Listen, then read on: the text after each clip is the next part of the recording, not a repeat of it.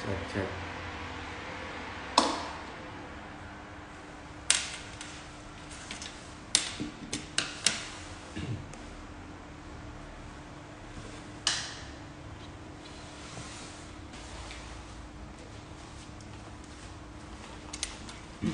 Assalamualaikum warahmatullahi wabarakatuh. Mohon maaf agak terlambat, tadi masih ada beberapa tamu, ada saudara yang berkunjung. Oke, suara saya terdengar? Ada Gus Ihan, nanti kita culik Gus Ihan untuk ikut gabung dengan kita. Assalamualaikum warahmatullahi wabarakatuh. Alhamdulillahirrabbilalamin. Wa bihi nasta'in ala umuri dunya waddin. Wassalatu wassalamu ala asyrafil anbiya wal mursalin Sayyidina Maulana Muhammadin wa ala alihi wa sahbihi ajma'in, amma ba'd. Wadatil mukarramin al muhtaramin, para alim, para kiai, para habib, para ustadz yang senantiasa kita tunggu-tunggu fatwa serta nasihatnya, urusan wabil khusus tentang seluruh teman-teman yang mengikuti acara halal bihalal virtual ini pada malam kedua Syawal tanpa suatu halangan apapun. Oke, yang pertama mari kita aturkan puji syukur kehadirat Allah Subhanahu wa taala biqaulina alhamdulillah wa syukrulillah. Hidayahnya alhamdulillah pada malam hari ini kita masih bisa diberikan kesehatan, kenikmatan iman, ihsan dan panjang umur, dan insya Allah kita akan menggelar acara yang insya Allah penuh berkah ini. Ada Gus Ihan yang sudah kita culik ini. Salam.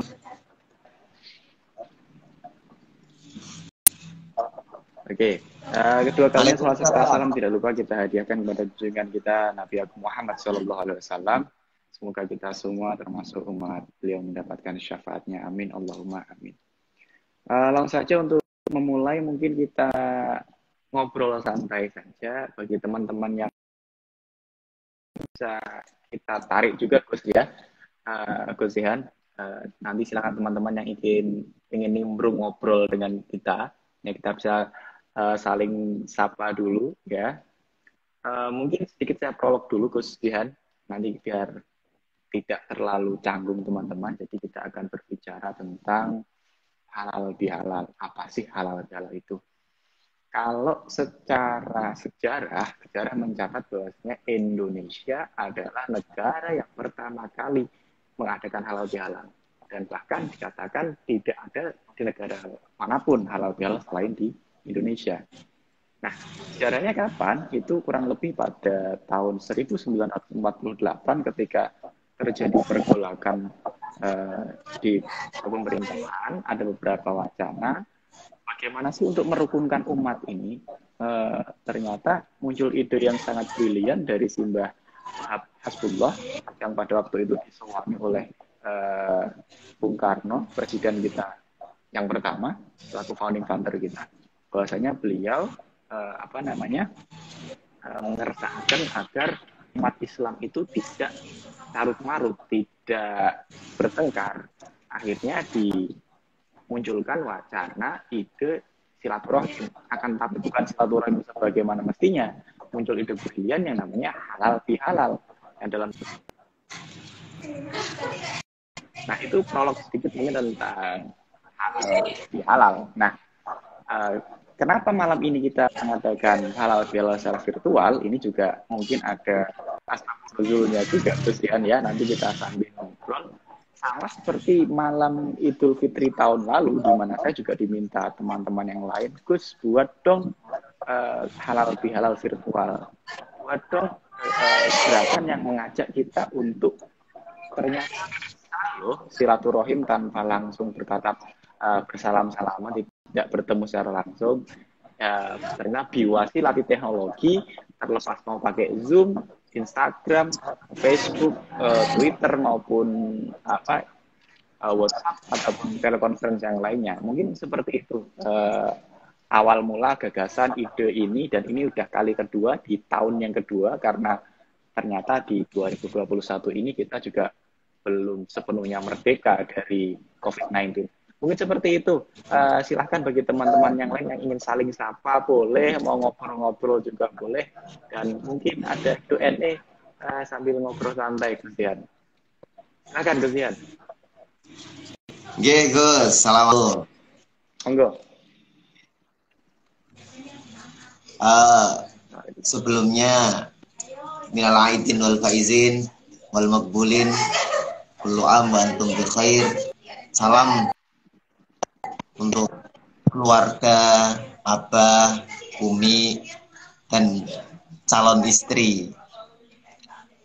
Salam, Gus. Yang terakhir gak enak ini pasti. Kriteria juga ini. Ya kan,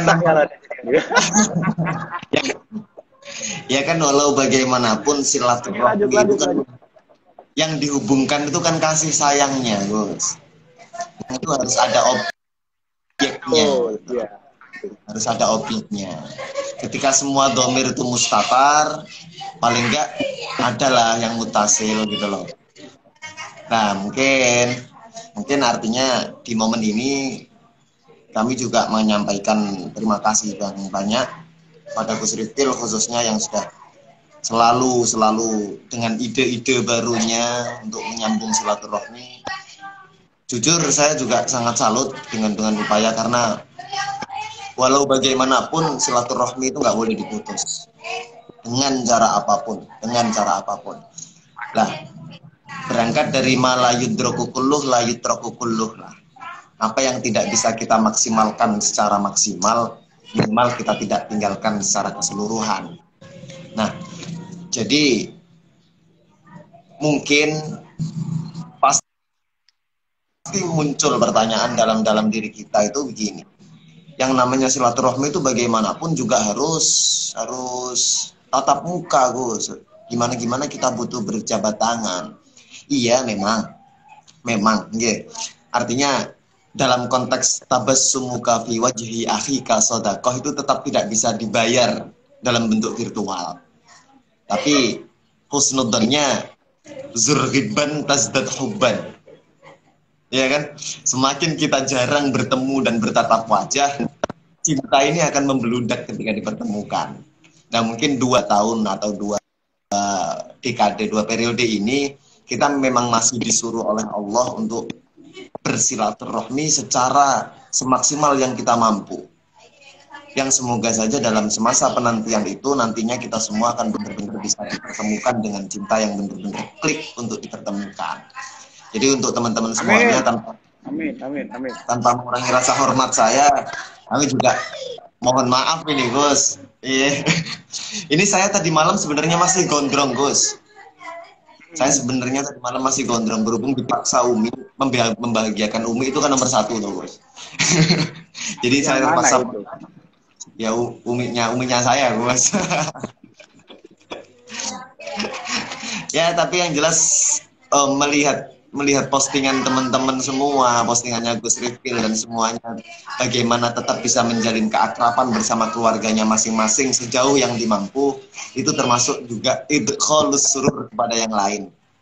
Meskipun mungkin beberapa di antara kita tidak semuanya dalam keadaan keluarga yang komplit untuk mudik dan sebagainya, tapi minimal dengan melihat keluarga lain yang utuh, misalkan ada beberapa, itu juga termasuk bisa menjadikan idkhalus surur bagi kita semua. Assalamualaikum. Waalaikumsalam. Jawab. Assalamualaikum. Ini Gus Zihan, ini apa?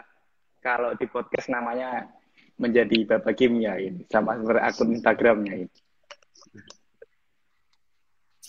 Jadi Jawa Timurnya ada 2 ini ya. Ini dua-duanya Jawa Timur, Jawa Tengah 1. Monggo, Gus. Tawab, monggo. Ya, monggo. Assalamualaikum. Sugeng dalu sedaya, sugeng riyadi. Ya Allah, kesian. Ya meneng kok. Jadi menarik tadi aku mengikuti dari awal pembahasannya tentang silaturahim, saya terus sekelebat ingat Alfiah. Dulu di Martut. Martut apa enggak ya, Yulian? Iya, Martut toh. Wa kulluha yalzamu ba'dahu silah ala dhamirin laikin mustamilah. Nah, ini silah dhamir. Hati itu harus disambung. perasaan suka itu harus sambung. Pokoknya malam ini kita sikat mungkin aja.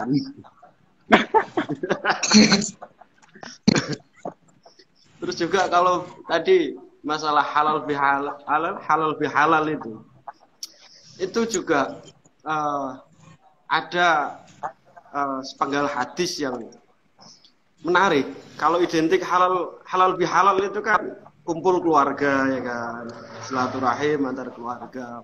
Tapi ternyata Rasulullah pernah membocorkan bahwa Allah itu memiliki keluarga. Allah itu memiliki keluarga. Hati-hati digoreng. Rasulullah, ya, innalillahi ahlina. Innalillahi ahlina minna. Allah itu memiliki keluarga di antara kita. Qalu manhum ya Rasulullah. Qalu ya Rasulullah manhum. Jawab oleh Rasulullah bahwa hum ahlul Quran. Ahlullah. Hum ahlul Quran, ahlullah. Dan dijelaskan menarik dalam tafsirnya, dalam tafsir Al-Qurtubi, bahwa ternyata yang dimaksud ahlul Quran itu bukan orang yang ahli Quran, melainkan orang yang man alimahu, orang yang paham, alim tentang Al-Quran, yang bisa menangkap, bisa memahami Al-Quran, menjauhkan dirinya dari larangan-larangan. Kalau saya simpulkan, itu ya ulama. Nah, ini Gus-Gus ini juga termasuk min ahlillah gitu. Jadi halal bihalal karo Gus-Gus iki termasuk wasilah kan. Wasilah silaturahmah pada pusat cinta yaitu Allah. Kalau kata siapa? Jalaluddin Arumi itu kenapa nama saya Baba Kimia? Itu karena Jalaluddin Arumi itu pernah ngangkat anak namanya Kimia. Jadi saya ngefans dengan Jalaluddin Arumi. Itu dibalik nama Baba Kimia itu ya Jalaluddin Arumi itu, bapaknya Kimia. Berarti ini semacam klarifikasi ya kenapa munculnya Iya, Baba klarifikasi Kimia Baba Kimia. Gus ini bisa sambil rokokan nggak Gus? Ya bisa. Boleh, bukan mau bensin, santai aja. Tiwas tampet Gus. Kopi. Sadurunge aku wis permisi lho. Halo, santai. Kalau khawatir murahnya Gus Rifkil ini. Dia sudah mentalak rokok ya. Gus Talap itu tahu kartu saya, makanya jaga kalau masalah rokok, masalah kopi dia Gus tahu. Gus Rifkil dulu itu teman ngopi, teman rokok juga Gus. Nyun sewu. Min ahli hisab ya. Iya. Tertarik saya dengan pembahasannya Gus Talap tadi. Ini Gus, saya kebetulan tadi tema khutbah saya ini juga perihal kasih sayang juga sebenarnya. Saya ngutip satu apa yang pernah dikatakan Sayyidina Umar. Itu ditulis oleh Syekh Nawawi Al-Bantani di kitab Nasaihul Ibad. Beliau itu mengatakan at-tawaddud ilan nas nisful aql. Bahwasanya berbagi kasih sayang terhadap sesama manusia itu adalah bentuk separuh dari kecerdasan seseorang. Nah, artinya kasih sayang yang betul-betul kasih sayang secara kasih sayang ini kan bukan semudah yang kita bayangkan sebenarnya. Berbagi kasih itu tidak hal yang remeh. Artinya ternyata ada faktor melatar belakangi seseorang itu benar-benar bisa berkasih sayang dengan yang lain. Salah satu faktornya adalah ketika dia ini adalah cerdas, dalam tanda kutip, dia terus memberenangi ilmu-ilmu Allah, tidak lelah dalam menelaah hal-hal yang berkaitan dengan taqarrub Allah. Karena kasih sayang tanpa kecerdasan, kasih sayang tanpa ilmu-ilmu atau penggalian diri atau spiritualitas diri, kasih sayang itu hanya berhenti di sebatas simbolik atau formalitas. Dan kasih sayang yang berbentuk formalitas tersebut tentunya masih jauh dari harapan kita bersama terkait harapan tentang cita-cita nafsu berkaitan dengan ketentraman, kedamaian, ketenangan. Jauh dari itu ketika kasih sayangnya tidak disertai dengan penggalian spiritualitas diri yang bagus. Itu kurang lebih tadi isi khutbah saya seperti itu, Gus. Menarik, Gus, menarik. Kalau kata Syekh Abdul Qadir Jilani, al-mahabbah ba'da din rasul akli. Mahabbah rasul akli ba'da din. Kurang lebih begitu ya. Memang cinta atau istilahnya itu tarahum itu dari dulu selalu disampaikan oleh ulama-ulama kita, itu menjadi esensi dari agama kita. Al-mahabbah ainul ibadah kan gitu. Ketika dulu disarang sering disampaikan bahwa al-khidmah ainul barokah, sekarang al-mahabbah ainul itu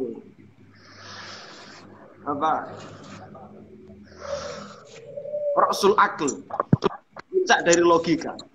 Jadi orang cinta yang tanpa logika itu ya memang hanya akan seperti yang yang dikhawatirkan oleh malaikat. Yang dikhawatirkan oleh malaikat itu gimana?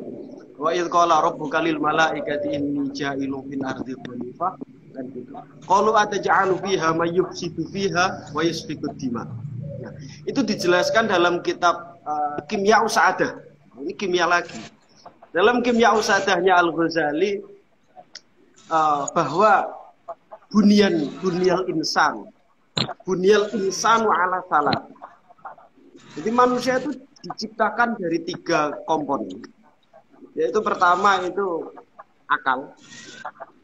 Terus yang kedua adalah al-qalbu. Yang ketiga adalah al-ilmu. Ini penjelasan dari ayat tadi, qalu mayufsidu fiha wa yasfiku dima. Jika manusia tanpa komponen yang ketiga yaitu ilmu, yufsidu fiha wa yasfiku dima.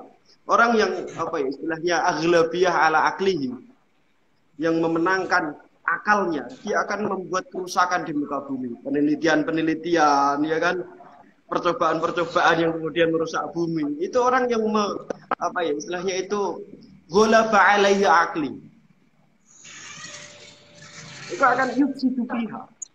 Tapi kalau orang yang hanya mengedepankan perasaan, hati, wa yasfiku dima, cemburu sithik bacok, DC rak kawin-kawin bom.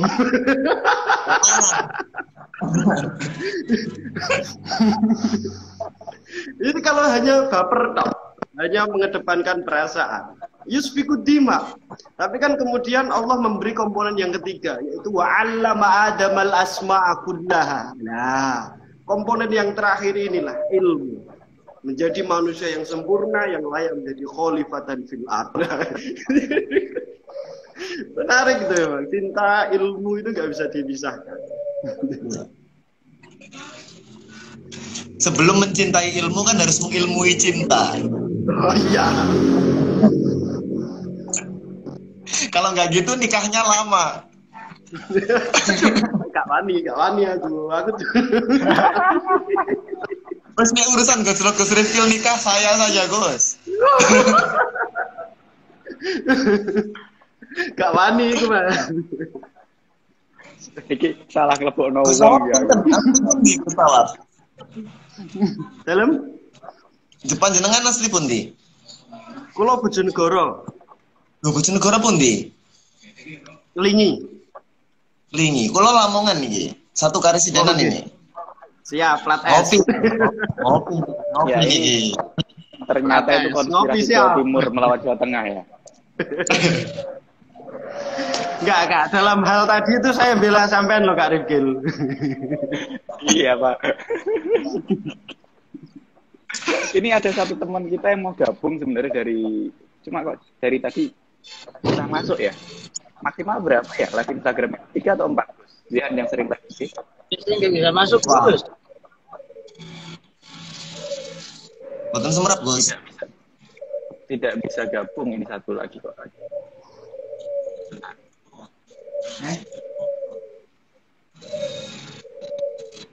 Oke, mungkin ada teman-teman yang lain yang tidak cuma nyimak saja, yang ingin bertanya tentang cinta-cintaan. Ada maestronya puisi ini, ada Gus Zihan. Saya terprovokasi sama Gus Zihan aja ini. Kok jadi kenal puisi terus. Angel dadi kiai nek dikenal puisi. Kiai yang suka baca puisi, maksudnya itu seperti Gus Mus kan seperti itu. Atau yang suka Rumi, bersair-sair cinta-cintaan juga dengan Gus Suara Tawar. Ya karena suara ini kulum hari pirang buatan Gus. yang oh ya, Gus Ip suaranya masuk, cuma kok nggak bisa masuk gambarnya Gus ya? Oh, nggih. Berarti bisa kedengeran ya? Bisa, Nah, bisa. ini Gus Ip, ini Ip Miftahul Zaman, ya. Ini dulu, Ini dengerin sekarang juga. ini muda ini luar biasa ini, Masya Allah. Yang disebut Rumi. Masuk Gus, masuk Gus. Gus Ip masuk. Ini yang punya channel Gus Ip official. Ini juga beliau mungkin di Jakarta. Temen ngopi kita juga, Gus. Apa? J. Siap. Dia dulu Pondok Mis. Ya, ada Oh, Mis, iya. ada Mus, ada Anwar. Ya.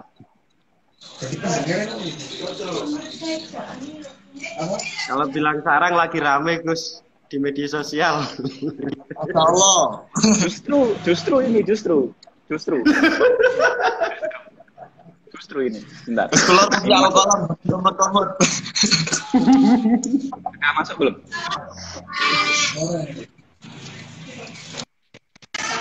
Yang lain yang mau gabung silakan, yang tidak dari pesantren juga boleh. Ini walaupun saya bersama Gus.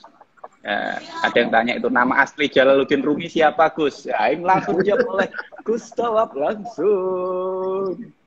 Iku sing takok iku fan Arsenal, Mas. Apa itu ya? Iku sing takok fan Arsenal. Klub apa itu? Nama klub apa itu? Bar menang 1-0 loh. Tapi dia udah gak istiqomah itu. Biasanya nomor 4 ini keluar dari Itu yang tanya itu Gus Nyun Sewu. Kelas info itu ditanya itu dia mahasiswa Al Azhar, ya kan? Fan Arsenal sejati, ketemu di Semarang. Nama boleh. Arek iku kita jare. Nah ini kurang, jadi gini ya, kadang ini sering saya sampaikan juga, terkadang kita mau pencitraan itu justru yang menghancurkan pencitraan ke teman kita sendiri. Loh, enggak, saya juga fan Arsenal, saya ketemu karena kita sama-sama goner Gus. Sekarang gini contoh, jenengan misalkan khotaman ngaji tuh Gus ya, khotaman ngaji, alhamdulillah khotam ngaji, ketemu temen sekamar yang tahu kebiasaan di pondok, pasti komennya halah gaya mutok khusuk neng pondok turu ya, ngoten toh. Jadi pencitraan gagal ketika teman-teman sendiri. Tapi sering saya sampaikan juga bahwasanya justru teman terdekat kita, teman paling akrab kita adalah teman yang suka melihat kita menderita. Awalnya, walaupun endingnya ditolongin. Contoh misalkan seperti ini. Misalkan kita jalan bareng nih.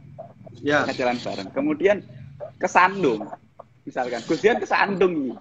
Ketika saya Gus Dian kesandung, refleks saya nggak bakal tolong dulu, saya ketawain dulu. Itu yang pertama. Baru saya tolong. Nah, diketawai tok lumayan, dipisui bareng Gus.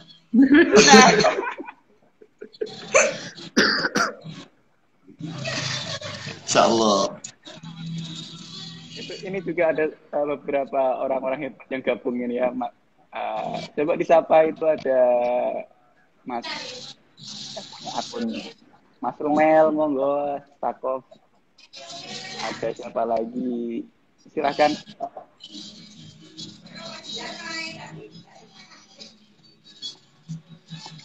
Itu dijawab dulu dong, Gus. Terlepas ngetes atau enggak, biar teman-teman yang lain bisa tahu. Jadi sebelum menjawab itu, sebenarnya ada yang lebih menarik dari Jalaluddin Arumi. Jalaluddin Arumi itu kan terkenal sebagai qadhi. Ini ada kaitannya dengan Gus Jihan tadi. Sebelum beliau dikenal sebagai sosok yang sufis kan gitu. Beliau sebelumnya seorang qadhi, ahli hukum, ahli fikih, ngalim kan ngoten to. Apa ya? Fondasi beliau yang kemudian dikenal sebagai seorang sufi itu adalah ilmu pengetahuan syariatnya dulu. Jadi syariatnya sih dibeneri. Makanya kalau saya yang suka dari apa ya teman-teman yang ngaji pondok salaf itu kan. Ngaji pondok salaf mesti yang diutamakan adalah syariatnya dulu. Sebelum nanti macam-macam torekoh apa atau amalan-amalan apa, ini nilai plus ya dari pondok sarang itu ya. Itu ya syariatnya dulu. Mungkin kalau anak-anak sarang sampai takoi kitab sing daki-daki ora ngerti. Ngertinya kitab-kitab apa ya sing di ngajekno iku kadang sing diwajano kiai. Iku ciri khasnya santri sarang. Kalah rek karo santri-santri nyun sewu di luar sarang itu yang kemudian bacaannya langsung kitab besar gitu langsung. Nyun sewu di sarang itu jarang. Jadi kitabnya yang ada di MGS dan yang di pondok sama Mbah Yai. Wes iku kadang. Jadi liyane iku bonus. Wong itu kalau dulu saya pas apa di MGS itu kan jarang sekolah. Kita buka air sidik ya. Justru aib seperti itu yang bisa berpotensi cepat jadi kiai, Gus. Jarang sekolah tapi musyawarah berangkat terus. Sampai wali kelas itu kaget. Nek iso tak parani gak ono, nek bengi kok ono terus. Absen kula niku aneh. Masa sekolah pagi itu enggak berangkat. Kalau madrasah di sarang itu MGS itu pagi masuknya. Kalau malam musyawarah. Dituru. Tangi turu kok. Berangkat telat. Lek bengi musyawarah. Kalau istirahat pertama itu Gus, kalau saya disebut merek apa ya di warjo atau warpet atau warkop. Nah, kepanggil sama beliaunya ini. Iya, ketemu sama beliaunya, baru ya menikmati secangkir kopinya, masih santai dengan udutnya, gitu kan. Ya memang kategori bangsawan beliau ini. Bangsawan ya. Matahari terbit dari timur itu mitos. Ngerti-ngerti nang dhuwur. Kadang wis ilang, Gus.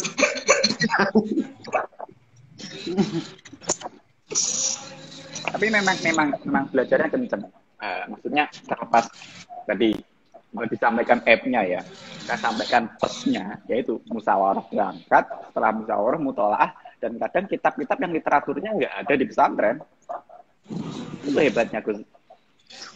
Tapi malah kalau kula Gus, hari ini tuh kebutuhan remaja atau pemuda hari ini yang paling mungkin bukan paling sih, artinya perlu sedikit mulai kita gencarkan itu di bertasawufnya gitu.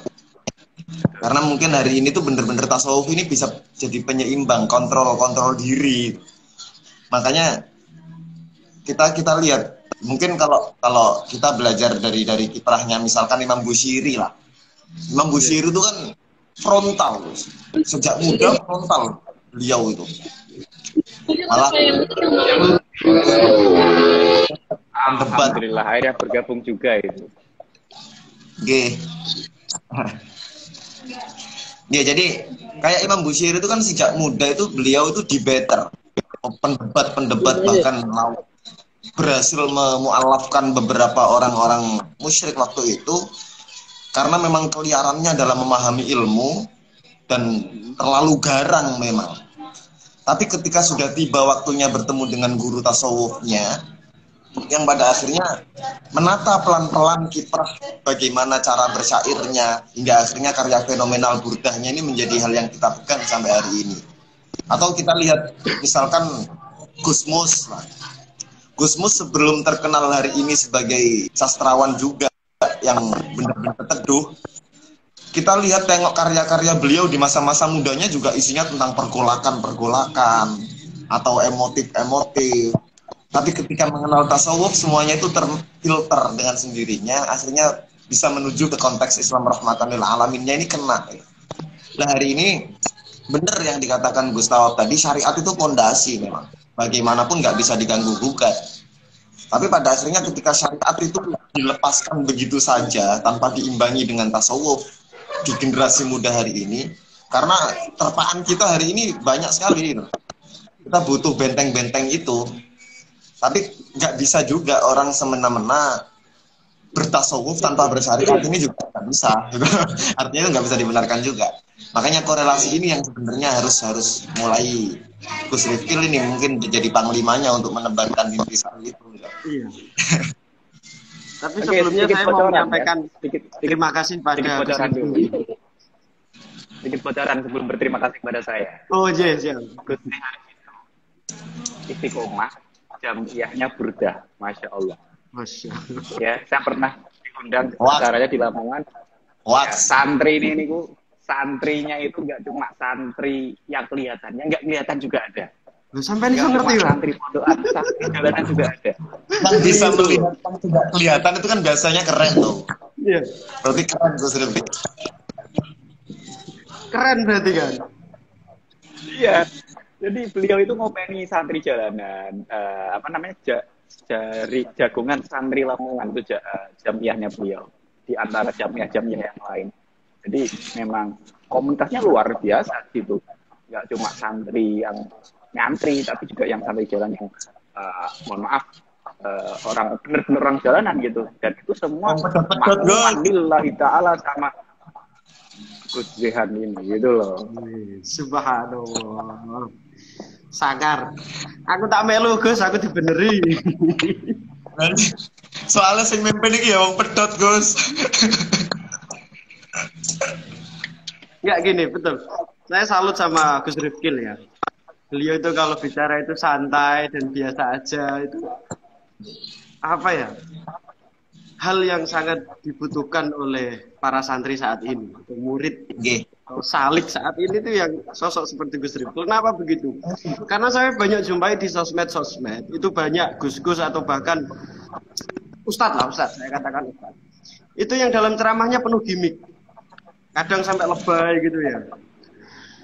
Padahal kalau kita tahu sering diingatkan oleh mancing. Bener ini. Mancing. Saya gak durung tak Betul, gojol. betul.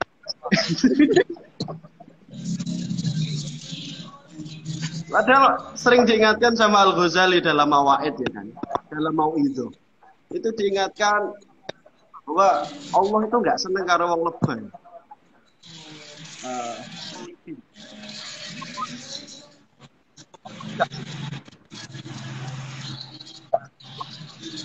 Takaluk, nemen-nemeni, mendramatisir. Tapi kalau Gus Rifkil ini enggak, bisa santai gitu, poinnya dapat, enak gitu. Sebut santai, saking santai nih toh, Raffi Keri.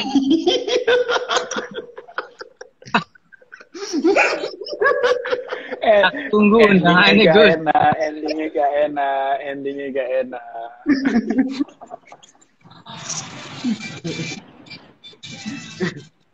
Kapan meneh bisa gue slogan iki lho. Itu Gus ada pertanyaan itu Gus.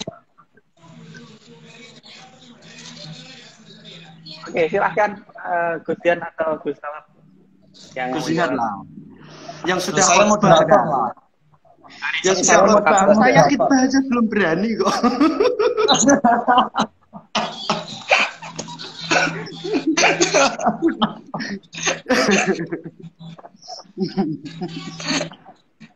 Bagaimana bisa mencapai kehakikatan sedangkan dalam syariat pun terbincang-bincang itu bahasanya jeru Gus. Nah itu pas sama penyair sama yang bikin puisi pas itu yang jawab. Iya. Tahu hakikat itu gimana loh saya nggak tahu.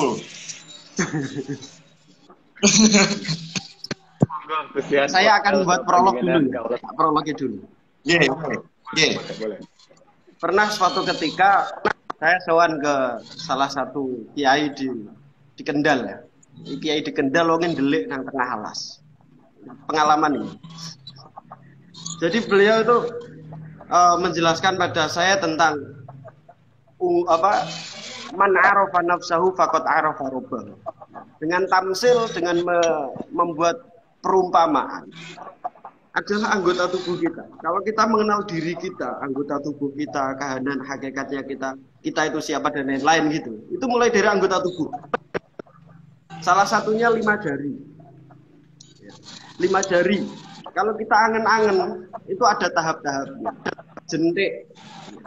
Jentik ini adalah simbol dari syariat. Syariat. Kalau kata beliau. Makanya wong syariat iku iso lurus, iso majleb ngono istilahnya. Tapi jenenge syariat, jendik larang itu. Dene senengane ku ngalah. Iku jendik. Karakter jendik. Terus yang kedua adalah jari manis. Jari manis ini adalah simbol dari thariqah. Artinya jari manis itu dipakai cincin itu bagus. Jadi jari-jari yang tempat-tempat apa perhiasan kebanyakan, nah itu aku gak duwe. Iku jari manis. Iku melambangkan apa thariqah. Jadi wis bagus-bagus, indah-indah memperbaiki, wis masuk ke ranah-ranah tahsinat. Kok jari tengah, iku ranah hakikat. Paling agung, paling dhuwur, paling luhur. Penyeimbang. Jadi setiap apa tokoh-tokoh apa ya istilahnya itu syariat, thariqah, hakikat ini yang paling penyeimbang. Dia harus bisa menyeimbangi semua apa ya istilahnya itu tingkatan-tingkatan. Itu hakikat. Terus telunjuk ini adalah simbol dari ma'rifat. Telunjuk, ma'rifat kan ngertinan. Jadi nunjuk. Kayak iki ngerti. Terus jempol. Jempol ini adalah lambang dari wusul ilallah. Dari kelima ini, selain muslim itu bisa mencapainya. Ini menarik ini. Aku cerita ini rada menarik. Orang Islam bisa mencapai keempat ini. Yaitu syariat yaitu orang yang disiplin menjalankan rutinitas dengan keyakinannya, ini syariat. Terus dia meningkatkan tingkatan disiplinitasnya, ini thariqah. Terus hakikat ini adalah orang yang istilahnya itu menemukan di antara sekian banyak batu, menemukan emas di antara sekian banyak batu, itu adalah hakikat. Terus makrifat adalah orang hatinya sudah bersih. Kalau dalam kitab Kimya Sa'adah lagi Al-Ghazali, Kimya Sa'adah Al-Ghazali menisbatkan manusia ini miniatur alam semesta. Alam semesta memiliki hati, manusia memiliki hati laksana cermin, kan gitu. Jika cermin itu bersih, cermin kecil ini bersih menghadap pada cermin yang besar, yaitu cerminnya alam semesta. Cerminnya alam semesta itu Lauhul Mahfuz. Kalau kata Al-Ghazali, hatinya alam semesta itu Lauhul Mahfuz. Ketika sudah berhadapan maka tahu segalanya, tahu sekitarnya, tahu, kan gitu. Ini makrifat. Setiap empat ini memiliki cobaan. Cobaannya wong syariat, cobaannya orang yang di tahap syariat. Dia dongtek, seperti jentik ini. Wong syariat kan cobaannya dongtek. Kadang merasa kecil, kadang khauf. Ya. Syariat kan agak khauf, kadang juga kadang rojae, sak mena-mena. Jadi dongtek. Terus nek cobaane wong thariqah, iku merasa paling indah. Jadi syariat karo thariqah angel, ketemu ke angel, iso tapi angel. Angel. Terus hakikat pun demikian. Cobaannya dia merasa paling tinggi di antara semuanya. Itu cobaannya. Cobaannya wong marifat, iku nunjuk sembarang dengar asal wah iki kafir iki maksiat iki cobaannya wong marifat. Nek gak, kalau nggak bisa sampai melewati cobaan itu dia akan terjatuh. Kalau yang kelima ini usul ilallah, yaitu bisa sambung ke semuanya. Bisa sambung ke semuanya. Ini usul ilallah. Ini kalau kata Kiai di Kendal itu. Kiai tua, Kiai desa lah istilah itu. Orang Kiai gede ya, Kiai desa Langgar.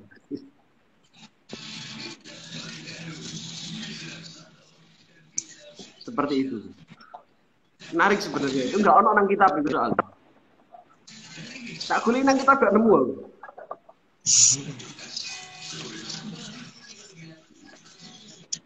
Jadi itu lebih ke buah pemikirannya ya, kesimpulan dari beberapa keterangan yang mungkin beliau pelajari seperti itu.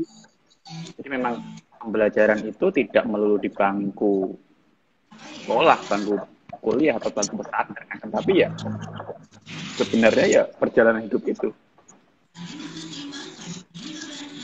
Kalau saya malah fokusnya begini, mungkin ini logika mawon ya, logika. Kalau nyoba bermain logika mawon. Tapi nanti barangkali kok saya ada keplesetnya, minta tolong untuk dibetulkan juga. Manusia itu kan pada dasarnya tergantung dia sedang fokusnya apa. Misalkan saya tidak bisa mengatakan bahwa makomat itu adalah tujuan. Makomat itu athar. Kalau kita fokusnya terhadap makom-makom tertentu, artinya misalkan kita fokus ke Jakarta ini. Jakarta ini jadi tujuan. Nah, sementara ketika kita nggak tahu persiapan apa saja yang dibutuhkan menuju Jakarta, kemungkinan kita untuk tidak sampai menuju Jakarta ini juga banyak.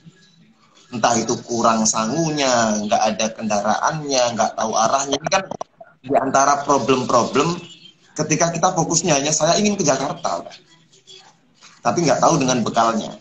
Tapi terkait dengan misalkan yang sedang saya fokuskan ini bukan Jakartanya, tapi bagaimana saya ini mengumpulkan uang, atau bagaimana nantinya saya mempelajari rute ke Jakarta, bagaimana saya mengenali kendaraan-kendaraan yang bisa sampai ke Jakarta. Ketika saya sudah mengoleksi itu semua, nantinya saya akan sampai ke Jakarta ataupun yang lainnya, saya akan bisa enak gitu. Jadi misalkan orang terlalu fokus di hakikatnya, sementara syariatnya terpincang-pincang, itu kan artinya menjadikan hakikat itu tujuannya. Sementara pada dasarnya ketika kita fokus dengan syariat, kita fokus dengan berbenah diri, boleh jadi nanti di makomat-makomat tertentu ini athar dari kefokusan kita terhadap apa yang kita lakukan. Jadi artinya semakin kita berambisi menuju sesuatu, banyak hal-hal yang lain kita lewati tanpa kita sadari. Tapi ketika kita menyiapkan benar-benar, makanya yang namanya wirid, zikir atau dan lain sebagainya, amalia itu kan pasti ada asarnya. Dan asar itu nggak bisa kita cari bentuknya seperti apa. Itu kan sudah wilayahnya Allah, itu out of the box itu.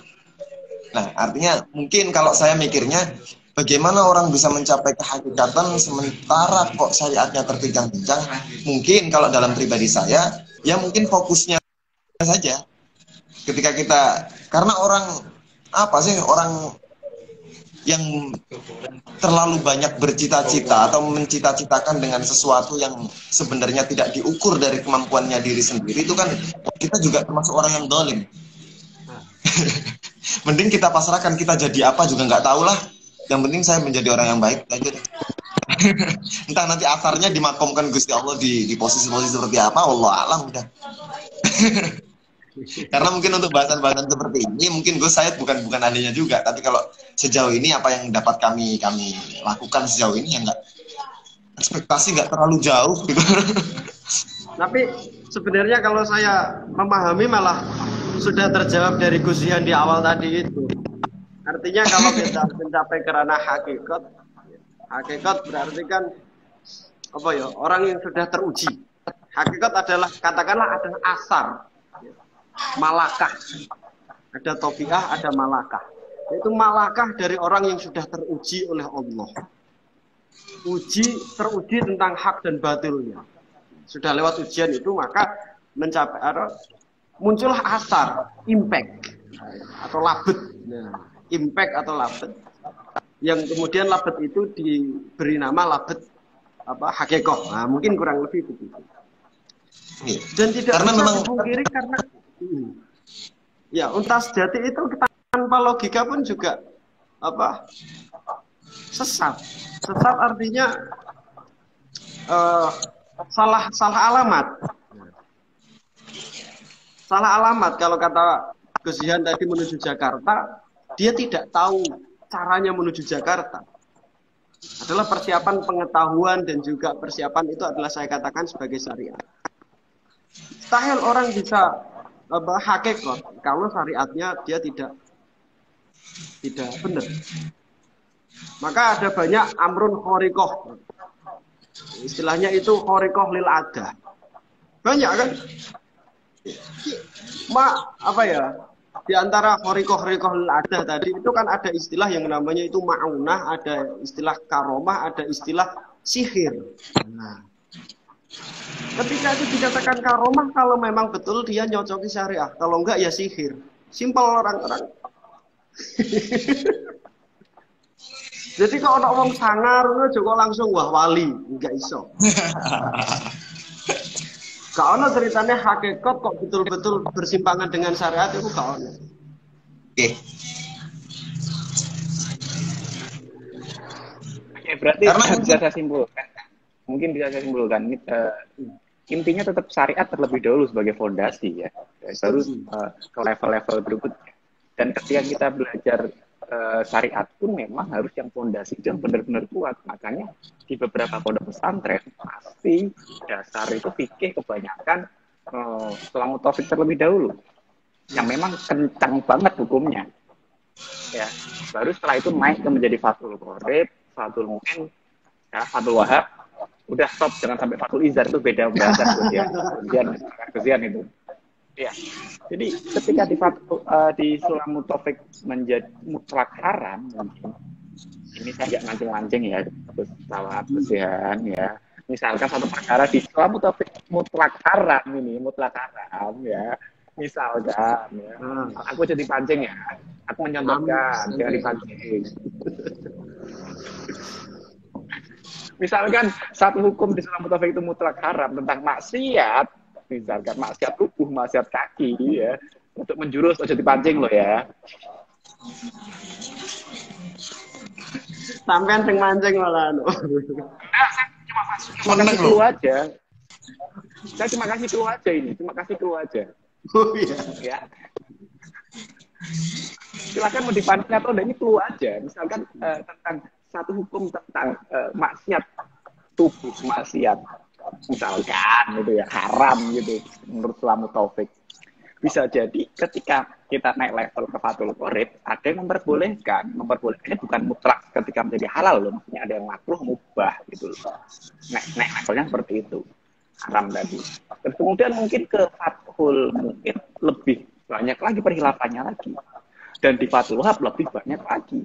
Makanya cocok ketika Gus Dur dawuh seperti ini, semakin tinggi ilmu seseorang, semakin besar rasa toleransinya. Jadi wong Islam itu ojo kagetan, jangan seperti orang yang bahasa agamanya boleh menyamakan orang yang lagi puber lah. Jangan jadi puber beragama gitu, yang sedikit-sedikit haram, sedikit bid'ah. Ini kan jadi repot. Coba kalau memang semuanya semua haram. Iya, coba THR itu kemarin bid'ah atau tidak itu, tapi kenapa rebutan semuanya kan repot kan. Saya pernah bikin survei itu kemarin, sebenarnya THR itu bid'ah atau enggak gitu. Jadi pastikan syariatnya matang dulu, baru mungkin ke ilmu-ilmu yang lain. Dan pastikan ketika mau belajar ilmu apapun, di beritinya ada wana'u awalan ayu lama. Jadi belajar nahwu terlebih dahulu, baru setelah itu silahkan belajar yang lainnya. Mungkin seperti itu ya. Dari jawaban pertanyaan Mbak Nur Olivah mungkin bisa disimpulkan seperti itu. Mungkin untuk closingnya begini. Kullu syai' itu kan mustasnayat. Oh, betul, iya. Tiap kaidah pasti ada pengecualian. Nah, normalnya setiap laki-laki yang usianya 32 tahun itu sudah menikah, pasti juga ada contohnya yang 32 tahun belum menikah juga ada. Ya, ada. Nah, kan gitu. Ada. Endingnya gak enak ini. Saya kan cuma berikan contoh toh, Gus. Iya. Mudah dipahami. Nah, 23 loh. Jadi kalau dalam tataran syariat, tarekat, ma'rifat, dan hakikat itu kan ada dua hal yang bisa diupayakan manusia dan dua hal selebihnya ini benar-benar tidak bisa diupayakan manusia. Terkait dengan syariat ini, Allah masih memberikan kita benar-benar potensi untuk melaksanakannya. Bertorekoh juga, tapi terkait dengan kemakrifatan atau hakikatnya, ini mutlak wilayahnya Allah yang intinya ya usahakan yang bisa diusahakan sebagai manusia. Selebihnya kalau nggak bisa diupayakan, serahkan kepada yang Maha Kuasa, kan gitu aja. Jadi sejauh apapun kita berupaya, kita akan sampai pada tahap hakikat ini. Masalah ma'rifat tadi udah wilayahnya Allah, hakikat udah wilayahnya Allah. Itu kalau dalam di Sulam Safinah, insya Allah kayak gitu ada di bab awal. Ya mungkin itu mustasnayatnya tadi yang paling penting. Oke, sebenarnya ekspektasi saya diskusi kita malam hari ini yang ringan-ringan saja, yang simpel-simpel aja ya, karena ini ibaratnya kita baru manasin mesin lagi gitu kan. Setelah dari tadi lebaran baru tadi pagi, ternyata pertanyaan dari teman-teman yang bergabung ini, wow, lumayan berat juga gitu. Burung sinau bisa. Jadi memang, iya, memang, dan alhamdulillah lah memang mumpuni semua gitu. Dua narasumber kita ya, malam hari ini gitu yang secara mendadak kita culik juga ini semua serba dadakan semua, mohon maaf belum ada foto jenengan berdua di desainnya gitu, karena memang dadaan karena yang memenuhi permintaan teman-teman yang lain, sama seperti tahun kemarin dong Gus buat hal apa online gitu ya, oke lah saya buat tadi juga dadakan minta tolong untuk santri yang desain gitu. Nah oke, mungkin Miftahul Zamannya kaitan dengan sinyal karena dia tadi perjalanan. Gus Rihan, Gus Apip bisa cek WA saya sebentar? Coba, bisa nggak? Sinten Gus? Coba cek WA saya sebentar. Sebelum kita tanggapi pertanyaan yang berikutnya. Oh nggih, Gus Yasin ya, ada Gus Yasin ya. Insyaallah. Minal aidin wal faizin Gus, pangapunten. Sungkem terakan kesempatan. Sering sakit sowan Gus. Ini juga ada Gus Dila masuk, Gus Rifil. Boleh, dimasukkan aja Gus. Oh, Gus. Iso Gus Dila kula tiyang Gus Dian ngawur. Masukkan aja, masukin aja. Mboten nyapa itu, nyapa. Oh, nggih. Jadi alhamdulillah acara kita malam hari ini juga tadi saya tidak berani untuk menyapa beliau. Tadi sudah disapa oleh Gus Dihan, kalau nama santrinya beliau ya. Alhamdulillah bisa disapa oleh Gus Dihan. Jadi diapresiasi dengan juga beliau masuk memantau kita ya. Wakil Gubernur Jawa Tengah, ya. Putranya pun Mbah Maimun, terus Ustaz Yasin Maimun itu juga tadi ada di live. Nyuwun bimbingannya Gus. Oke, lanjut. Beliau adalah Panglima Santri Gayam, ya. Putranya pun Mbah Maimun Zubair, Wakil Gubernur Jawa Tengah. Oke, pertanyaan berikutnya mungkin yang bisa menanggapi silahkan Gus Dihan atau mau ditanggapi Gus Dihan atau Gus Tawab. Ada pertanyaan dari Mahruf Hidayat itu dari luar Jawa kalau tidak salah ya. Ngaturaken Sugeng Riyadi Gus, mohon maaf lahir batin ngapunten Gus badhe tanglet bagaimana menyikapi sesama santri yang lebih dekat dengan seorang kiai agar tidak timbul penyakit hati seperti iri hati. Monggo, akan. Gustawab. Gustawab. Okay. Ini pulau mulai dulu. Kalau masalah itu sebenarnya juga itu fitnah ya. Saya katakan fitnah gini. Kita sampaikan itu beliau juga itu. Hal yang izin Gus global saja. Ya. Hal yang global saja artinya cobaan. Dekat orang jelek itu juga cobaan, dekat orang baik itu juga cobaan. Dekat dengan orang jelek itu cobaannya apa? Kalau ketularan. Dekat orang baik itu juga ada cobaan. Cobaannya gede hati, ya kan? Merasa dia sudah sepantaran, merasa dia orang yang mulia. Semua ada cobaannya sebenarnya. Kalau nuruti iri, kita hanya fokus pada makom kita saja. Artinya kita sebagai apa? Ya itu dioptimalkan. Itu kalau contoh ada teman yang dekat dengan kiai tapi gak patek pinter, gitu. ono teman dekat kiai tapi ngajinya jarang. Ya artinya kita nggak perlu iri, kita harus apa istilahnya itu mendoakan agar dia selamat dari fitnah tersebut, dan juga agar kita itu memantapkan hati kita memiliki cara tersendiri untuk mendapatkan barokahnya kiai. Karena kan banyak orang yang nyuwun sewu semangat di organisasi Mbah Hasim NU katakanlah, tapi gak seneng ngaji. Ono santri nang pondok ya kan, bahkan kenal ketua NU cabangnya kadang nggak ngerti kan gitu. Artinya tidak sebagai organisator. Tapi dia setiap hari ngaji, itu ya amal apik.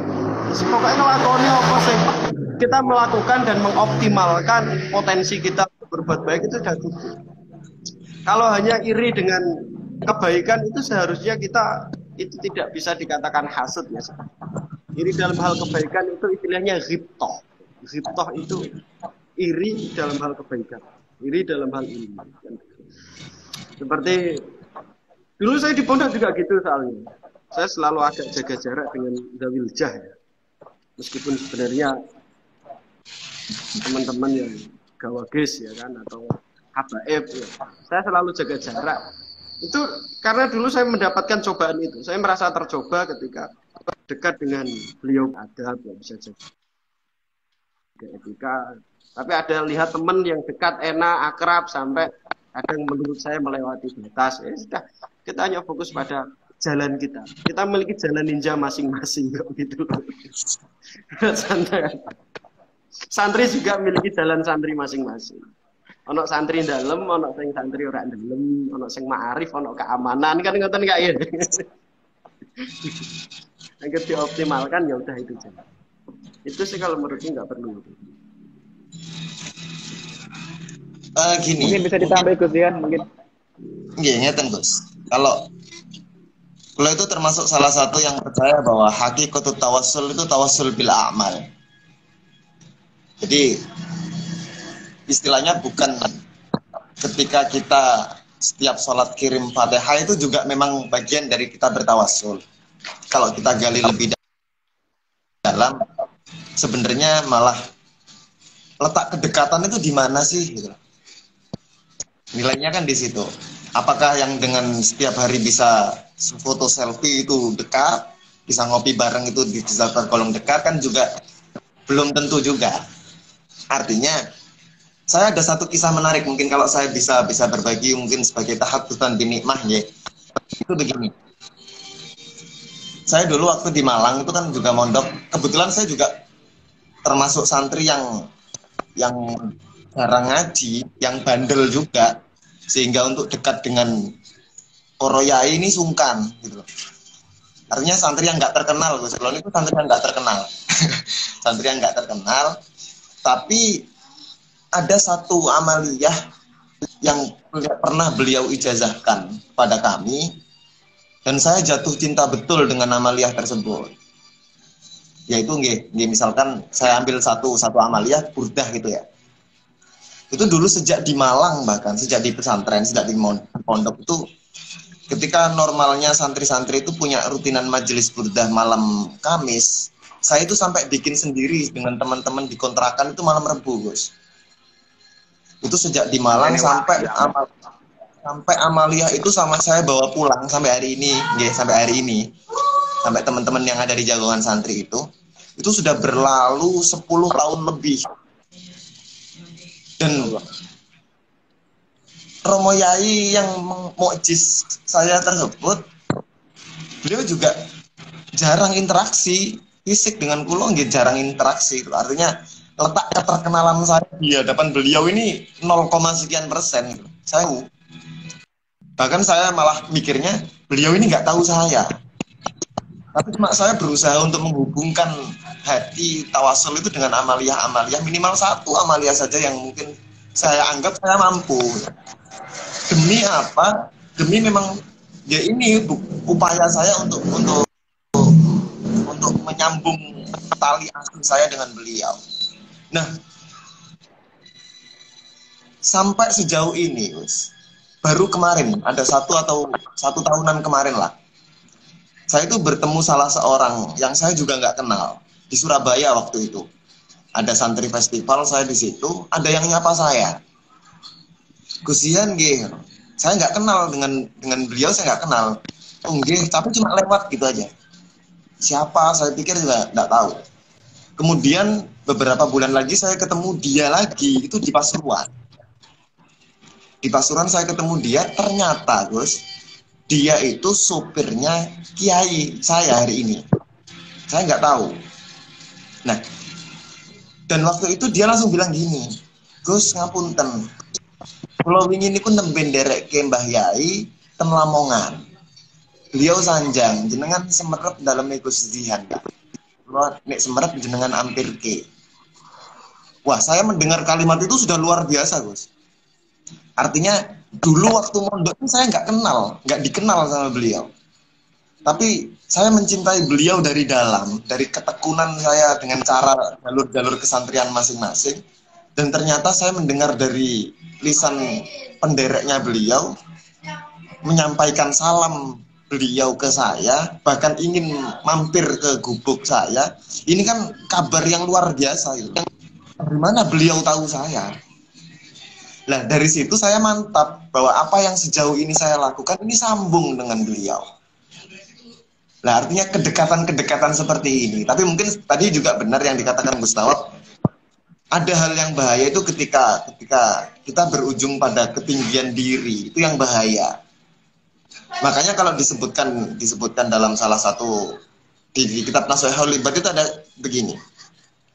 Kullu dambin yubda minan nafsi fa huwa yurja ghufranu wa kullu dambin yubda minal kibri fala yurja ghufran. Jadi dosa yang diakibatkan dari kita menuruti hawa nafsu itu masih bisa diharapkan ampunannya Allah. Tapi kalau dosa itu diakibatkan dari ketinggian diri, kesombongan, itu istilahnya dalam tanda kutip seperti seolah-olah sudah tidak bisa diharapkan ampunannya di hadapan Allah. Dan itu dikiaskan dengan kisahnya bagaimana Nabi Adam ketika memakan buah khuldi itu kan diakibatkan dari nafsu. Sedangkan iblis itu bagaimana kalau enggak dari tinggi dirinya. Nah, artinya dengan momen-momen tersebut, makanya saya tadi mengatakan mungkin sebagai tahaddutan binikmah, kita menilai kedekatan bukan dari hal-hal yang sifatnya apa ya? Karena kadang guru dekat dengan seorang santri itu juga pasti ada treatment tertentu dalam rangka apa dulu ini. Kan? Kadang malah dekat dengan sing dablek ada. Dalam rangka butuh treatment yang lebih khusus gitu. Tapi kalau santri yang kayak Gus Rifkil ini yang diem, lurus, bagus, diem masuk surga, ini bagus. Amin. Ya, karena kita lihat dosis diri. Dosis diri itu penting. Jadi mungkin kalau saya lebih mengatakan kedekatan itu bagaimana upaya sebenarnya husnudzon saya, semua orang arif billah, semua orang alim itu nggak pernah menutup diri untuk dekat dengan siapapun. Tapi justru kita sendiri ini harus mengatur dosis, menakar dosis kita bisa nggak untuk bisa dekat dengan beliau itu diukurnya dengan diri kita sendiri dulu. Jangan-jangan saya ini yang menjadi penyebab kenapa saya ini nggak bisa dekat dengan beliau. Magnet ini kenapa kok nggak sambung, ini kita kan PR-nya. diri kita sendiri PR-nya. Mungkin di situ cukup.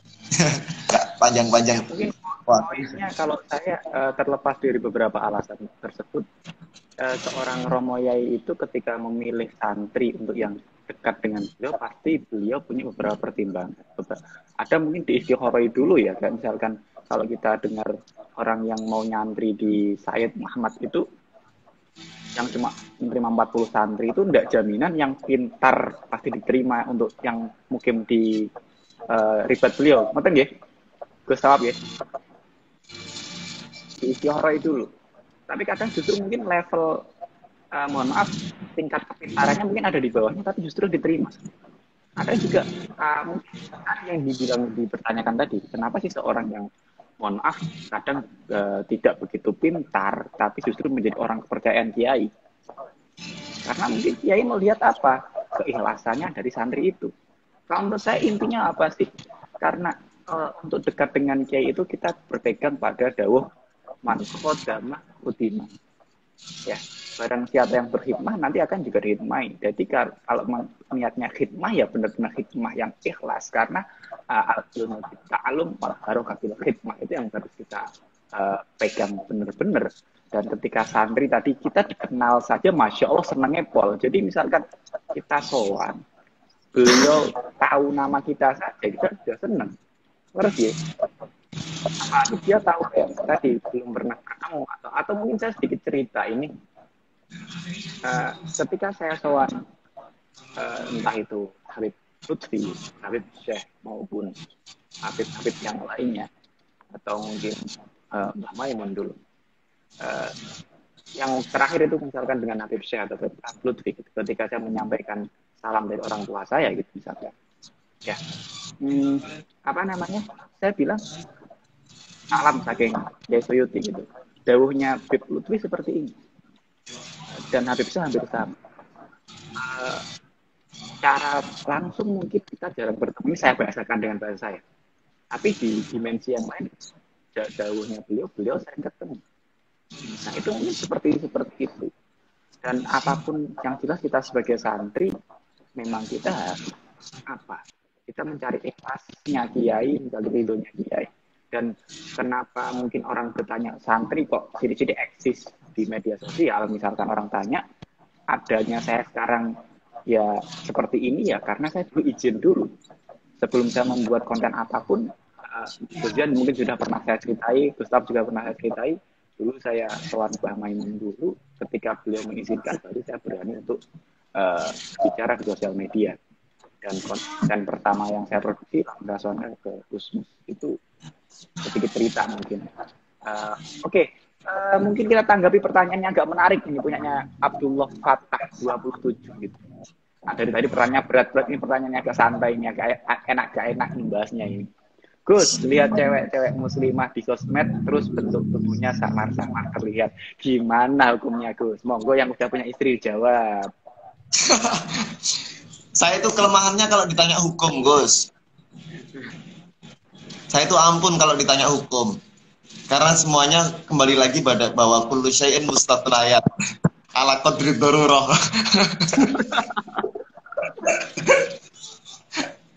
Jadi mungkin gini, kita nggak bisa mengatakan yang salah itu benar dan nggak bisa membenarkan yang salah. Yang salah tetap harus kita katakan salah, meskipun dalam kasus tersebut ada hal-hal yang masih bisa dibenarkan, tapi bukan untuk membenarkan secara keseluruhan. Makanya kalau saya ditanyain tentang hukum, saya mesti bulat jawabnya, Gus, karena saya nggak berani menghukumi. Nggak berani menghukumi. Ya mungkin apa sih artinya, kalau darul mafasid muqaddam ala jalbil masoleh, ya mungkin hal-hal yang di luar batas kesengajaan kita yakinkan untuk segera bisa dimintakan ampunannya, itu aja. Artinya kita juga nggak bisa mengatakan hal yang seperti itu boleh dan benar, itu kan nggak bisa, Gus. Karena pada dasarnya, apalagi mungkin bagi yang belum menikah, hal-hal yang sifatnya syahwati itu tinggi betul. Fantasinya ini kemana-mana gitu loh. Fantasinya itu kemana-mana. Dan itu takutnya kan nanti di hal-hal yang kaitannya dengan imbas dari setelah itu. Jadi hukum itu kan nggak bisa diputuskan saknyet kan gitu, Agus. Karena akar setelahnya ini masih banyak yang tanda tanya yang belum kita bisa prediksi setelah itu. Mungkin saya nggak berani, Gus, kalau untuk jawab hukum saya nggak berani. Tapi mungkin satu jawaban kunci, kita nggak bisa membenarkan yang salah dan kita nggak bisa menyalahkan yang benar. Meskipun dalam kesalahan tersebut masih ada hal yang bisa dibenarkan, tapi bukan dalam rangka membenarkan secara keseluruhan. Mungkin itu sebagai jawaban. Ya. Nanti yang menjawab hukumnya bersama. Bentar, ya.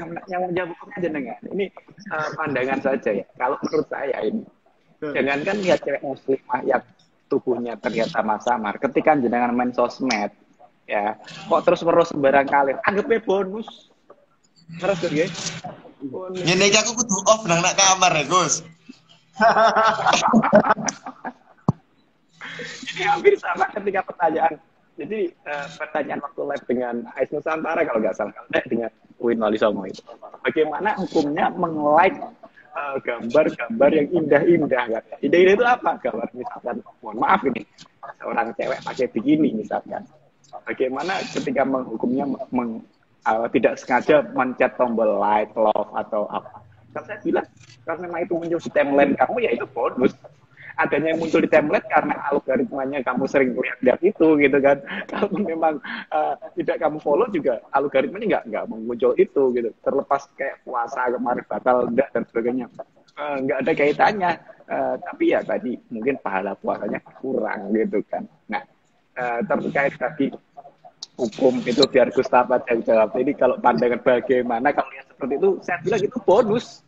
Ya, kayak misalkan contoh seperti ini, contoh kita naik sepeda motor atau jalan nyetir mobil, di depan kemudian ada seorang mbak-mbak misalkan yang SMS celananya dengan kaosnya, SMS satu titik ya misalkan, atau bahkan nggak ada sempatnya misalkan, maaf lihat satu titik gitu kan. Nah, terus apakah jenengan ketika naik motor merem nutup mata kan nabrak, ya kan? Nah, yang aja itu bonus lah, terlepas memang hukum nanti biar dihukum oleh Gustaf saja itu yang lebih mudah. Ini kan di antara kita bertiga lebih mudah kan itu. Saya sedikit perumit pertanyaannya biar ilmunya Gustaf nanti keluarnya banyak ini. Iya, betul saya. Kalau saya malah memunculkan statement gini, kalau orang yang posting gambar perempuan-perempuan dengan bentuk tubuh yang samar itu, terus terang bagi para jomblo Yun, ini kan senang. Lihat seperti itu kan senang. Nah kalau memang diniati itu kholus surur bagaimana Gus? Kan kita menyenangkan orang banyak. Saya bilang itu bonus kan. Monggo Gus. Kalau gini, simpel ya. Silahkan. Kalau ditanya hukum, saya akan jawab secara fikih. Secara fikih nggak masalah dan itu halal. Enak kan? Saya teringat dalam Bahsul Masail dulu waktu di pondok. Itu ada yang mengutarakan takbir dikutip dalam kitab Hasyatan. Yang pertanyaan itu lebih berani. Ini nggak cuma sekedar melihat ukhti-ukhti yang kelihatan bentuk tubuhnya. Kalau dalam Hasyatan itu ya melihat aurat perempuan, tapi media cermin. Nah, ini kalau dalam Hasyatannya. Mir'ah ya. Mir'ah. Ya, media mir'ah. Itu kan tidak apa-apa. Kan gitu. Pertanyaan dalam Bahsul Masalah itu melihat masalah kalau secara fikih. Saya orang fikih loh. Tapi kalau makanya mungkin sebelum dijawab tuh, saya potong sebentar. Makanya saya menyampaikan seperti ini. Saya tidak mau bilang mengutarakan ya, karena perkara sudah dikabulkan sama Gus Ba. Saya selatarkan saja lah. Ya mungkin bisa selatarkan seperti ini ya. Karena utara sudah dikabulkan Gus Ba, saya nggak berani utara ya. Jadi ada dua kemungkinan ketika orang ngalim fikih. Satu, tambah sregep. Dua, tambah keset. Karena dia tahu celahnya, tahu hukumnya. Sama dengan orang yang dikejar, misalkan hakim atau jaksa. Kemungkinan orang tadi patuh hukum dan tidak patuh hukum. Seperti itu mungkin. Silakan lanjutkan Gus. Iya, makanya orang fikih itu kadang terlihat agak kurang ajar itu ya kayak gitu. Iya. Karena tahu hukumnya, tahu celahnya. Iya.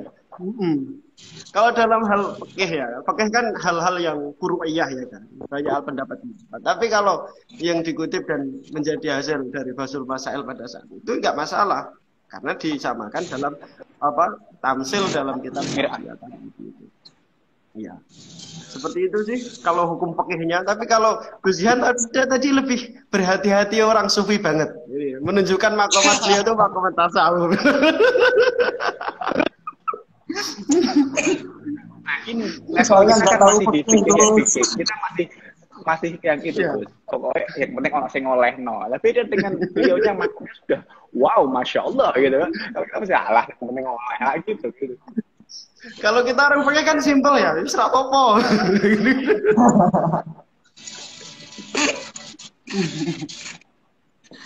Gitu seperti itu. Karena gini Gus, karena setiap orang yang pada akhirnya butuh jawaban, sebagai orang yang mungkin dibutuhkan dari kalimat-kalimatnya itu bisa menjadi jawaban, kita nggak mungkin mempersulit seseorang kan gitu. Kita nggak bisa mengatakan hal jawaban yang justru itu nanti justru dia membuat kecewa dengan Islam. Itu kan yang nggak kita harap. Makanya kita mungkin kalau semakin orang itu alim, beliau lah kita, ketika ada satu problematika yang itu kontemporer, itu malah kita mencarikan solusi, bukan langsung menghukumi, kan begitu kan sebenarnya. Dan itu butuhnya juga keluasan nalar berpikir dan juga diimbangi dengan keilmuan-keilmuannya. Makanya dalam konteks-konteks seperti ini mungkin kalau saya masih terlalu prajurit, Gus. Mungkin Gus Tawab ini yang lebih bisa, jenengan juga lebih bagus. Atau yang mungkin sering saya sampaikan itu, sebenarnya orang sekarang itu sudah jengah dengan sekedar halal haram. Ya. Okay. Orang sekarang itu butuhnya solusi. Jadi kalau menyelesaikan satu masalah ya yang solutif lah kalau kata Bu Tejo itu ya. Jadi itu orang itu sudah bosan kok halal haram. Butuhnya solusi. Bagaimana ketika memang ini hukumnya haram tapi saya mau melakukan gitu. So, bagaimana ketika memang hukumnya halal tapi saya kok tidak mau melakukan. Kan seperti itu, lebih ke istihsannya, lebih ke solusinya. Misalkan kalau memang halal haram saja nyatanya toh banyak yang jelas-jelas hukumnya haram ditabrak saja kan gitu. Nah, khawatir sebenarnya itu kalau jawab seperti tadi itu. Kalau saya jawab kemudian langsung nggak apa-apa, bahkan tamsil seperti itu. Khawatirnya itu terus kemudian disalahgunakan. Sekarang ini kemudian posting itu. Perlu kita bentengin dulu, perlu kita garisin dulu bahwasanya sesuai dengan konteksnya. Pertanyaan itu ya fleksibel juga ketika yang bertanya orang seperti apa sih kira-kira gitu loh. Kalau khawatirnya kalau kita jawabnya justru ini kemudian dibuat dalil kemana-mana. Wah kemarin saya itu dapat ibarat dari Gus Tawab kok boleh kok lah itu sama mantan nasunatan sayiatan itu nanti bukan mantan nasunatan. Gawat ya. Fenomenanya kan gini. Fenomenanya itu yang membuat kita tidak berkembang. Mungkin khususnya generasi muda. Karena kita itu terbiasa dengan diberikan hal-hal yang sudah utuh, sudah ngumpul. Ya ini haram, ini halal, ini makruh, ini mubah, ini sunnah. Sementara kita tidak pernah diberikan kebebasan nalar yang kemudian kita bisa menyimpulkan sendiri itu hukumnya bagaimana. Makanya ketika tadi kita bilang misalnya itu nggak boleh, ya udah nggak punya kebebasan berpikir lagi, ya udah nggak boleh. Tapi ketika diberi gambaran, oh ini begini, silahkan disimpulkan sendiri. Itu kan kedewasaan dirinya berkembang dari situ sebenarnya. Nah itu yang sebenarnya diajarkan di forum-forum Basul Masail atau apapun namanya, forum diskusi, mengajarkan bagaimana mencari jawaban dengan pemikiran, dengan gagasan, tentunya dengan literatur-literatur yang benar, bukan asal pokoknya gitu. Repotnya itu kadang beberapa orang kata ustadz saya gitu. Kata ustadz saya, ini repot ini kata ustadz saya. Padahal ketika taklid kita terhadap seseorang, di tauhidnya nggak boleh. Kalau tidak salah di Badul Amali ada itu ya. Tetap ya. Tentang taklid buta itu. Seorang tidak boleh taklid atau percaya secara penuh mutlak terhadap seseorang yang lain gitu. Iya, fenomena taklid buta, fatwa membabi buta itu kan sudah lama sebenarnya. Iya, dalam artian taklid buta bagi orang yang awam pokoknya tadi sekedar gandrung melihat influencer yang sangat berpengaruh dan terkenal di dalam hal mungkin pokoknya aku seneng karo strategi kan. Tapi juga kadang ya dicintai itu ternyata kadang juga bukan orang yang layak untuk jadi panutan dan akhirnya membuat fatwa membabi buta. Jadi fenomena taklid buta dan fatwa membabi buta itu sebenarnya sudah lama. Tapi sebenarnya yang ingin saya sampaikan bahwa ternyata pembahasan kita dari awal itu ternyata sinkron. Karena kalau dalam hal menjawab ini pun, ini kan juga kita bisa paham betul bahwa ada makalah yang mengatakan man tafaqqaha wa la tasawwafa faqad tafassaqo kan gitu. Wa man tasawwafa wa la tafaqqaha la zandaqo. Kan gitu. Ya pokoknya fakian kan seperti tadi yang kalau saya sampaikan serna-merna hukumnya ngene ya wis pokoknya gini terus akhirnya nonton bokep terus bunyi. Ya buka kartu toh, buka kartu. Repot kan. Iku kan fakih, mbok salah no piye? Takbire yang oleh iki kan ngono to. Gitu. Tafasako nek dituruti wong peken niku. Tapi lah yo wong tasawufa wala tazandak apa tasawufa wala tafaqah ya tazadako iku merusak hati itu dosa itu kotor padahal hal-hal sing sebenarnya itu juga jawas ya atau mungkin apa khilaful aula langsung dihukumi haram, kafir dan lain-lain itu kan juga bahaya.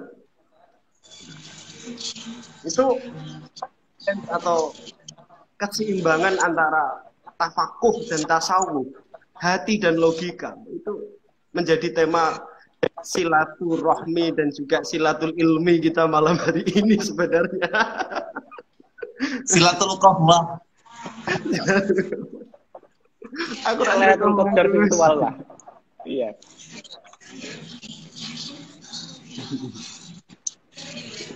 Masih banyak, sampai Gus. subuh atau mau sampai Masih subuh banyak. atau sampai jam berapa ini? Manut, derek. akan Oke, mungkin seperti ini ya. Ini apa mungkin perlu kita buat episode 2, episode 3 dan berikutnya ini. Sepertinya menarik pembahasan kita bertiga ini. Kalau memang kalau memang bertarik ya nanti kita agendakan dan mungkin kita kasih tema ya karena ini kita juga baru apa bahasanya ya. Semakin ditemakan semakin tidak bisa bicara, Gus. Ya intinya kita memenuhi request gimmick loh, Kak. Gimik malah. Gimmick. Permintaan dari teman-teman ya karena bagaimana sih untuk bersilaturahmi di tengah pandemi ini.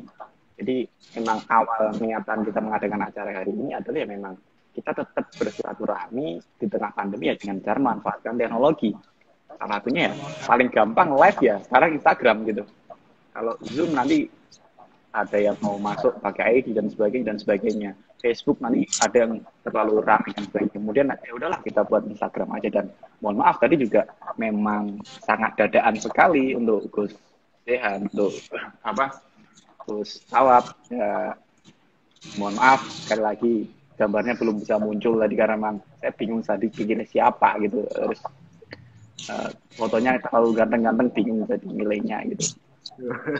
Ini sepertinya pertanyaan dari Abdul Fattah ini ada lanjutannya dia belum puas kayaknya ya bagaimana tapi kadang-kadang di scroll ulang gitu. Nah mungkin seperti ini ya sebelum dijawab oleh Gus Dehan dan Gus Tawab. Jadi sekarang lu kan yang udah punya istri nih ya kalau kita belum jawabannya pasti belum yang tadi itu yang penting boleh kan seperti itu tasawuf ini beda karo peke ora jadi seperti itu mungkin suatu perkara dosa yang paling bahaya itu sebenarnya tidak cuma dosa besar ya tapi dosa kecil yang diremehkan ya. Nah, ketika dosa kecil yang berulang-ulang takutnya nanti justru kan berarti yang bilang mohon maaf ini ada beberapa santri misalkan ngetem Mbak Banat gitu ya cewek-cewek santri putri gitu kadang ini ditegur ngapain sih nambah dosa gitu ngetem gitu ada yang dengan enteng menjawab loh di wudhu ini kan hilang dosanya. Ada memang keterangan mengatakan wudhu itu bisa menggugurkan dosa kecil. Iya, tapi yang jadi bahaya adalah ketika itu dianggap remeh, ketika itu dianggap sebuah kebiasaan yang ditakutkan justru tadi mengakibatkan apa? Mengakibatkan sulit untuk diobati dan mengakibatkan justru mengakumulasi dari dosa-dosa kecil tersebut. Mungkin seperti itu karena sedikit demi sedikit lama-lama jadi bukit. Mungkin seperti itu ya Gus. Sebelum kita lempar ke Gus Dian yang orang sufi itu. Semoga secara dulu mungkin. Ini lemparan bom bunuh diri. Ya, saya sendiri juga nggak mau munafik ya. Saya ini followersnya Dinar Candy gitu. Tapi artinya begini, ya mungkin intinya nggak ada besitan dalam diri kita sendiri bahwa ketika men-scroll ulang dan kita tahu perbuatan kita ini mungkin adalah hal yang masih tidak bisa dihukumi benar, itu dalam hati kita tidak membenarkan perbuatan kita sendiri, gitu aja udah. Kalau sampai kita ingkar dengan hal yang itu buruk, itu kan juga potensi menafikan diri juga ada. Jadi kalau kita scroll ulang nih, ya udah kita juga tahu kalau ini perbuatan yang sebenarnya nggak baik ini sebenarnya. Tapi kita nggak dalam hati kita nggak membenarkan. Tapi enak. Lagi-lagi nggak berani menghukumi, tapi cuma minimal hati kita itu nggak ingkar terhadap hal-hal yang memang sebenarnya benar, itu nggak kita ingkari benar, hal yang salah nggak kita ingkari kalau itu salah, itu aja. Kalau kita melakukan hal yang salah, ya kita akui kita melakukan kesalahan, kemudian baru ada proses setelah kita berbuat kesalahan itu ngapain. Kan? Pertanyaan kalau dikembalikan ke saya juga pengikut followers orang-orang seperti itu ya. Yasurun nabirin, Gus. Yasurun nabirin. Ya, mungkin tadi, Gus. Mereka itu mengupload gambar tujuannya idkhalus surur. Jadi dengan bilang gitu. Endorse, Gus. Endorse. Karena memang kadang gini, Gus. Gak harus foto-foto yang dalam tanda kutip sedikit telanjang atau gimana. Kadang dengan melihat perempuan lah katakan, meskipun berbaju gamis, kalau pakaiannya sopan, tapi kalau otak kita yang error, ya menjurusnya ke situ gitu loh, kan gitu. Jadi kita melihat gambar-gambar yang seperti itu, mending yang kita jadikan objek salah itu diri sendiri aja lah, nggak yang lain. Ditambahin Gus Tawab ini pakarnya ini kayaknya. Karena penikmat sekaligus pelaku gitu. Jadi gini, saya jadi teringat sesuatu bahwa ternyata itu pakai itu simpel, ya kan? Pakai itu simpel. A B B. Tapi yang kemudian menjadi agak rumit, agak susah, agak berat untuk kemudian berbicara A sama dengan A. Yaitu adalah penangkapan setiap orang, pemahaman setiap orang, dan juga apa istilahnya itu penyikapan setiap orang itu beda-beda. Makanya fikih tutup buku wes. Fikih itu selalu tutup buku tentang hal-hal yang tidak tampak. Nahnu nahkumu bidzawahir kan gitu. Iya kan? Makanya kalau jawab fikih tadi saya bilang apa itu tidak termasuk maksiat ya kan. Artinya itu ya wes diakui, itu ranah fikih seperti itu. Tapi nanti kalau hal lain, mulai dari hal yang tidak terlihat sampai hal yang tidak terkontrol kan gitu, traveling kemana-mana, itu memang betul-betul apa pengalaman sufistik atau pengalaman spiritual sendiri yang menangkap sinyal dari fuad. Kalau rada bahas hikam ya kan, di dalam tubuh ada yang namanya fuad. Fuad ini sebagai alarm gitu. Meskipun kita mungkin belum tahu hukumnya, kok fuad ini sudah berdering, kita tahu itu salah. Wong sing gak tahu nyolong, sekali nyolong gemeter mesti kan gitu. Khawatir kemeringet dan lain-lain. Wong gak tahu melurut sekolah. Orang yang gak pernah bolos sekolah, sekali aja dia bolos sekolah, dia pasti akan merasa bersalah dan lain-lain. Itu namanya fuad. Ini kalau bahas. Kalau yang biasa ngetem di warung kopi jam pertama tetap spell durung ya. Ono operasi gak yo? Pertama seperti itu. Tapi lama-kelamaan kita mengabaikan yang namanya fuad itu. Saking biasanya kita mengabaikan fuad atau dangers dalam diri kita. Alarm dalam diri kita sebenarnya masih berbunyi, tapi sering kita abaikan, jadi ya seolah-olah nggak ada wujud keadamin kan gitu. Nah, maka ada muncul yang namanya traveling atau istilahnya itu fantasi. Tidak hanya fantasi liar. Kadang kita jangan kan mengupload foto endorsement produk yang kita jual. Biasanya kan sekarang pengantin-pengantin muda kan banyak yang buka all shop kan ya. Itu terlepas kita posting. Fenomena itu, Gus. Terlepas kita nanti khawatir posting dan salah itu mungkin dengan kenapa sebelum sebelum nikah fotonya apa, terus kemudian ketika sudah nikah malah jualannya, itu kan jadi masalah itu. Enggak, terlepas dari itu ya. Kita khawatir itu. Eh, apa? Fantasi-fantasi kita mau mengupload itu pun beda-beda. Ada yang kemudian fantasi jelek, katakanlah akhirnya nggak berani ngupload, akhirnya nggak payu dagangane atau dan lain-lain. Terus kita ngupload ngaji pun itu kan nanti bisa menimbulkan fantasi liar juga, yang namanya fantasi kesolehan. Orang yang mengupload kebaikan khawatirnya baik, syiarul Islam itu baik, tapi kemudian kalau menimbulkan fantasi kesolehan dalam diri yang tidak bisa kita hadapi, tidak bisa kita kontrol, akhirnya fantasi kesalahan itu muncul. Saya lebih baik daripada si A karena si A memposting foto endorsement dan saya memposting ngaji saya. Loh, itu fantasi itu yang makanya benar susah itu untuk dihukumi. Setidaknya kita kembalikan aja ke Fuadmu. Kalau Fuad kamu itu alarmnya itu berbunyi, maka hindari. Kalau nggak berbunyi ya harus banyak-banyak tadabbur fil Quran kan gitu. Sopo ngerti bukan tadabbur ya. Sopo ngerti iso ngalusno atine, nglembutno atine, ngersi atine. Amin. Kembali lagi, saya bilang begini bukan berarti saya orang baik kan gitu. Hanya menyampaikan saja. Mungkin kita tutup nanti jam 12 ya, atau mau sampai jam berapa? Biar ada korelasi dikit lah. Nah, biar ada korelasi dikit dengan tema kita halal bihalal, karena terlepas ada pertanyaan dari teman-teman. Mungkin kita kembali ke jalan yang benar dulu, Gus, ke kaitan dengan halal bihalal. Mungkin seperti ini yang terjadi di fenomena di masyarakat. Kadang itu ada, silahkan nanti ditanggapi.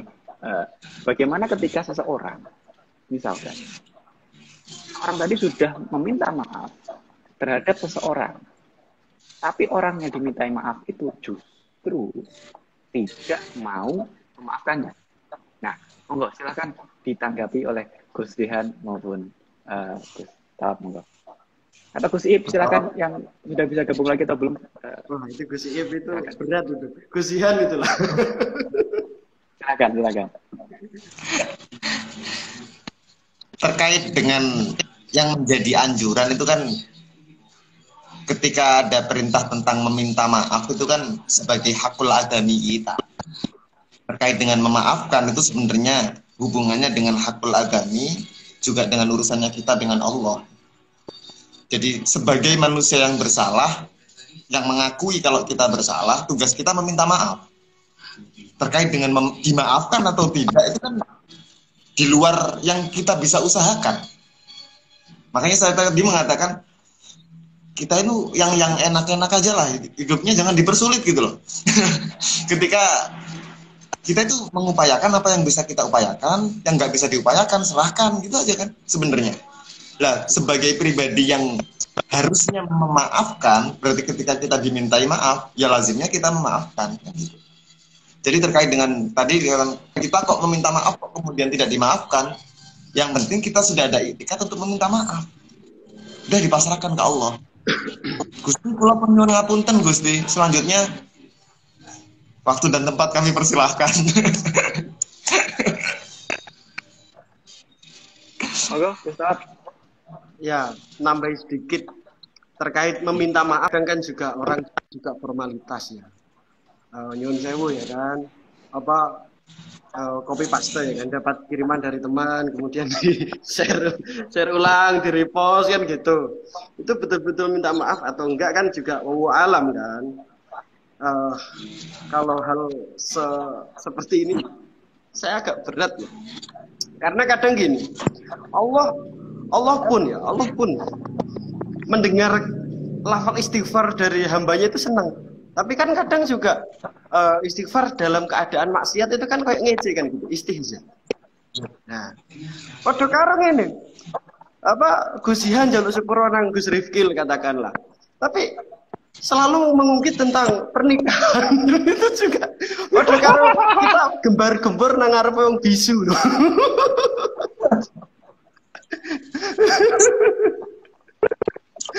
Seperti itu kan juga susah ya kan hukumnya. Gus Rifkil, kali ini saya di kubu Anda lah. Karena gini, sama-sama belum. udah kelar. Ketika saya nyikat Gus Rifkil terkait pernikahan, saya sudah yakin beliau memaafkan. Oh, 5 ridho Gus. Nah. Makanya ilmu guyon itu sulit, Gus. Kan Iya. gitu. Alhamdulillah. Oke, itu Makanya susah sebenarnya itu. Pertanyaan tadi itu dijawab secara simpel juga. Simpel, dijawab agak lebay juga lebay, agak berat juga berat. Ya terserah. itu kayaknya sinyalnya di Gus Ip agak jelek ya. Dia mau nimbrung itu. Maaf itu dari lisan atau dari hati? Monggo. Ya, apa ya, gini. Apa yang ada dalam batin kita itu kan sebenarnya dicerminkan dalam apa yang ada dalam badan kita. Makanya orang itu sebenarnya nggak bisa munafik dengan dirinya sendiri. Ketika dia munafik, sebenarnya dia itu tahu kalau dia munafik. Tapi cuma mungkin ada hal-hal lain yang membuat dia untuk menguatkan kebenaran dirinya sendiri. Terkait dengan maaf itu dari lisan atau dari hati, kita itu letaknya hati di mana aja nggak tahu ya. Kan gitu. Jadi, tapi cuma saya kembalikan ke halnya tadi. Ketika konteks dari saling meminta maaf dan saling memaafkan itu adalah bentuk bagian dari kasih sayang. Yang kasih sayang itu adalah bentuk dari separuh kecerdasan. Maka saya yakin orang-orang yang tekun tafakuh fiddin, mereka adalah orang-orang yang berkasih sayang dalam tanda kutip, meminta maaf dan memaafkan secara hal-hal yang di luar kepentingan apapun selain permaafan itu sendiri. Terkait dengan, karena memang hari-hari ini atau dewasa-dewasa ini kita itu kan sedang banyak dikotak-kotakkan dengan hal-hal yang sifatnya ritual atau simbolis, teks gitu. Yang munculnya cuma sekedar asal pantas. Makanya ketika saya tadi mengatakan banyak fenomena-fenomena yang menjadi pemandangan dalam tanda kutip, saya tidak mungkin tidak menyinggung oleh siapapun, tapi cuma banyaklah yang kita lihat di sosial media, katakan ada santunan anak yatim, ada hal-hal yang itu kan fenomena-fenomena bagaimana kita dihadapkan dengan ini loh peristiwa kasih sayang. Tapi kita nggak tahu konteks internalnya di luar hal-hal yang terlihat itu bagaimana. Tapi kita yakini berdasarkan apa yang dikatakan Sayyidina Umar bin Khattab tadi, bahwa kasih sayang yang dilakukan oleh orang yang tidak benar-benar mencerdaskan spiritualitas hatinya, itu adalah kasih sayang yang sifatnya ngapunten dalam tanda kutip formalitas.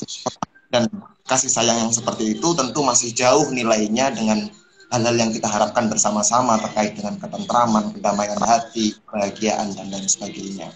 Jadi kalau ada pertanyaan, meminta maaf itu letaknya di lisan atau di hati?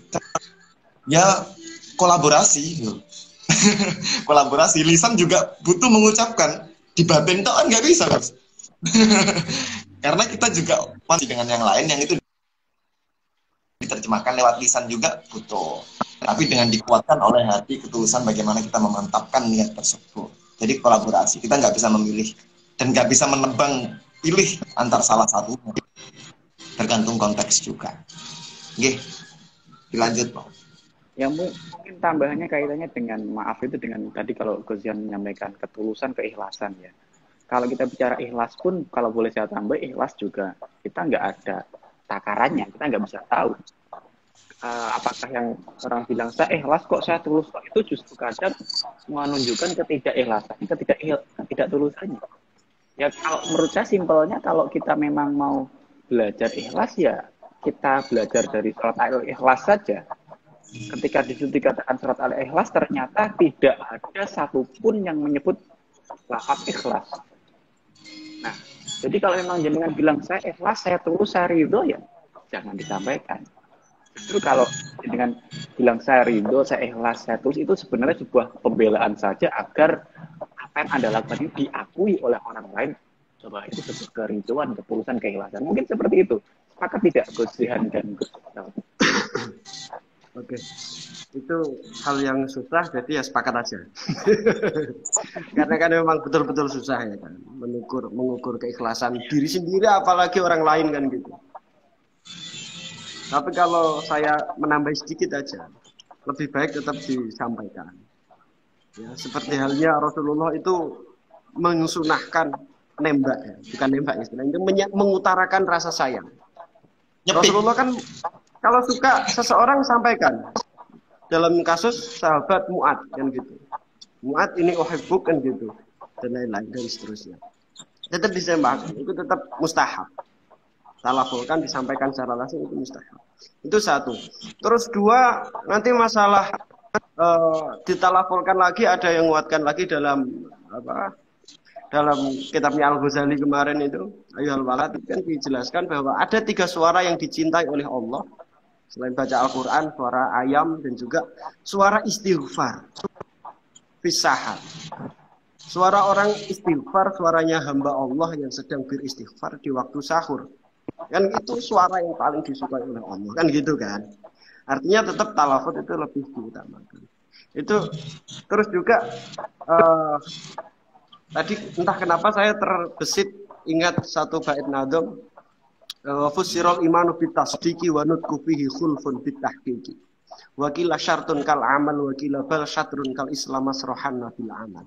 Seperti halnya sahnya Islam pun debatable. Talafut syahadatain.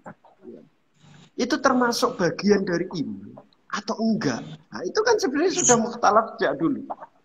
Kan sepakat ulama wa fussirul imanu bitasdiki. Iman itu ya bitasdik saja, kan gitu. Cukup dalam hati karena yang kita hadapi atau adalah Allah. Kita berhadapan pada Allah. Iman pada Allah. Allah jelas tahu. Biwairi talafudin. Kan gitu. Tapi kalau lawan kita adalah manusia. Yang kita hadapi adalah manusia. Manusia mana tahu tanpa diucapkan. Maka tetap harus diucapkan kalau menurut saya. Mintaan maaf harus diucapkan. Itu sih. Ya, dan iman pun juga harus bil qaul, bil lisan, dan bil fi'l kan. Tidak cuma bil qalb saja. Seperti itu. Iya. Dan mungkin tambahan juga tadi untuk yang mau nembak-nembak itu ya. Jadi kalau pendem terus gak ditembak nanti penasaran ya. Untuk yang lain-lain itu ya, mending ditembak aja tuh terlepas sesuai target, diterima atau tidak diterima itu urusan belakang lah ya. Yang penting gentle lah. Iya. Seperti itu ya. Resiko. Kalau memang ibarat kita nendang penalti itu lah. Kalau misalkan coba misalkan kita main bola nendang penalti, terlepas gol atau tidak kan itu urusan belakang. Yang penting kita berani ambil dulu. Bukan taruhlah seorang Ronaldo atau Messi pun juga pernah gagal gitu. Jadi jangan apa namanya, jangan takut lah untuk apa namanya, mencoba untuk tadi menyampaikan gitu ya. Monggo Bu, ini ada Subslim yang baru gabung. Ini sebenarnya udah mau closing kita nanti 10 menit lagi. Silakan kalau mau bergabung. Ini beliau juga luar biasa. Ini kita sebenarnya ini halal bihalal, Gus. Atau manggil Lora ya.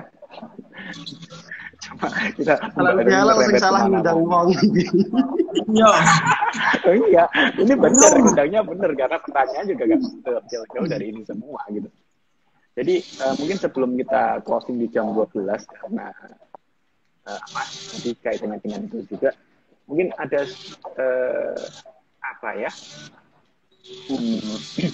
sedikit tambahan mungkin untuk teman-teman ini dalam rangka kita apa namanya nguri-nguri budaya, menyampaikan di Syawal ini karena lepas memang perintah ya kita untuk bersilaturahim, bermamaafan, halal bihalal, kita juga memang nguri-nguri budayanya dengan mengunjungi sanak saudara. Nah, karena ini pandemi dan kita tidak bisa untuk bertatap muka secara langsung dan lebih ke hifdzun nafas ya, maka ya saran saya kegiatan seperti ini bisa dilakukan oleh teman-teman dengan cara silaturahim secara virtual, entah itu pakai Instagram, Google Meet ataupun apa namanya FaceTime dan sebagainya dan aplikasi yang conference yang lain silahkan, selagi tidak mengurangi esensi dari silaturahim tadi, bisa memanfaatkan yang teknologi. Mungkin seperti itu. Dan kalau boleh saya menambahkan satu hadis, karena ini besok mulai tanggal 2 Syawal. Saya masih ingat betul dawuhipun Simbah Maimun Zubair, beliau dawuh, santri itu bukan santri, menungso iku paling titik poso tahun 36 dino. Ya. 36 hari itu estimasinya adalah kalau bisa 36 hari itu karena 360 hari dalam setahun. 30 itu diambil puasa terlepas 29 atau 30, 6 harinya adalah dimulai tanggal 2 Syawal. Intinya puasa Syawal yang paling afdol 2 sampai 8. Kalaupun tidak bisa urut juga tidak apa-apa. Karena tidak ada qaid di dalam hadisnya mutatabi'aini. Izin saya membacakan hadisnya. Bismillahirrahmanirrahim. An Abi Ayyub Al-Ansori radhiyallahu anhu hadatsu anna Rasulullah sallallahu alaihi wasallam qala man soma ramadhana tsumma atba'ahu sittan min syawalin kana kasyamid hari. Yang kurang lebih artinya dari Ayyub Al-Ansori radhiyallahu anhu, sungguh ia bercerita kepada Umar bin Sabit bin Haris Al-Khazraji bahwasanya Rasulullah sallallahu alaihi wasallam bersabda, barang siapa yang berpuasa Ramadan lalu menyusulinya, menambahnya dengan puasa selama 6 hari bulan Syawal. Di sini tidak ada qaid tanggal 2 sampai tanggal 8. Maka orang tersebut sama dengan orang yang berpuasa selama 1 tahun. Jadi silakan bagi teman-teman besok mulai puasa Syawal, yang paling afdol tanggal 2 sampai tanggal 8. Kalaupun tidak bisa keterangan yang disampaikan oleh Mbak Maimun Zubair itu dulu boleh tidak urut, misalkan puasa baru nanti puasa lagi tanggal 5 atau sebagainya, atau yang penting masih bulan Syawal diambil 6, itu yang paling bagus. Kalau memang tidak mampu bulan Syawal, silakan diambilkan di bulan-bulan lainnya, yang penting setahun itu 36. Itu mungkin sedikit tambahan yang bisa saya sampaikan untuk teman-teman agar agak ada manfaatnya lah obrolan kita malam hari ini gitu ya.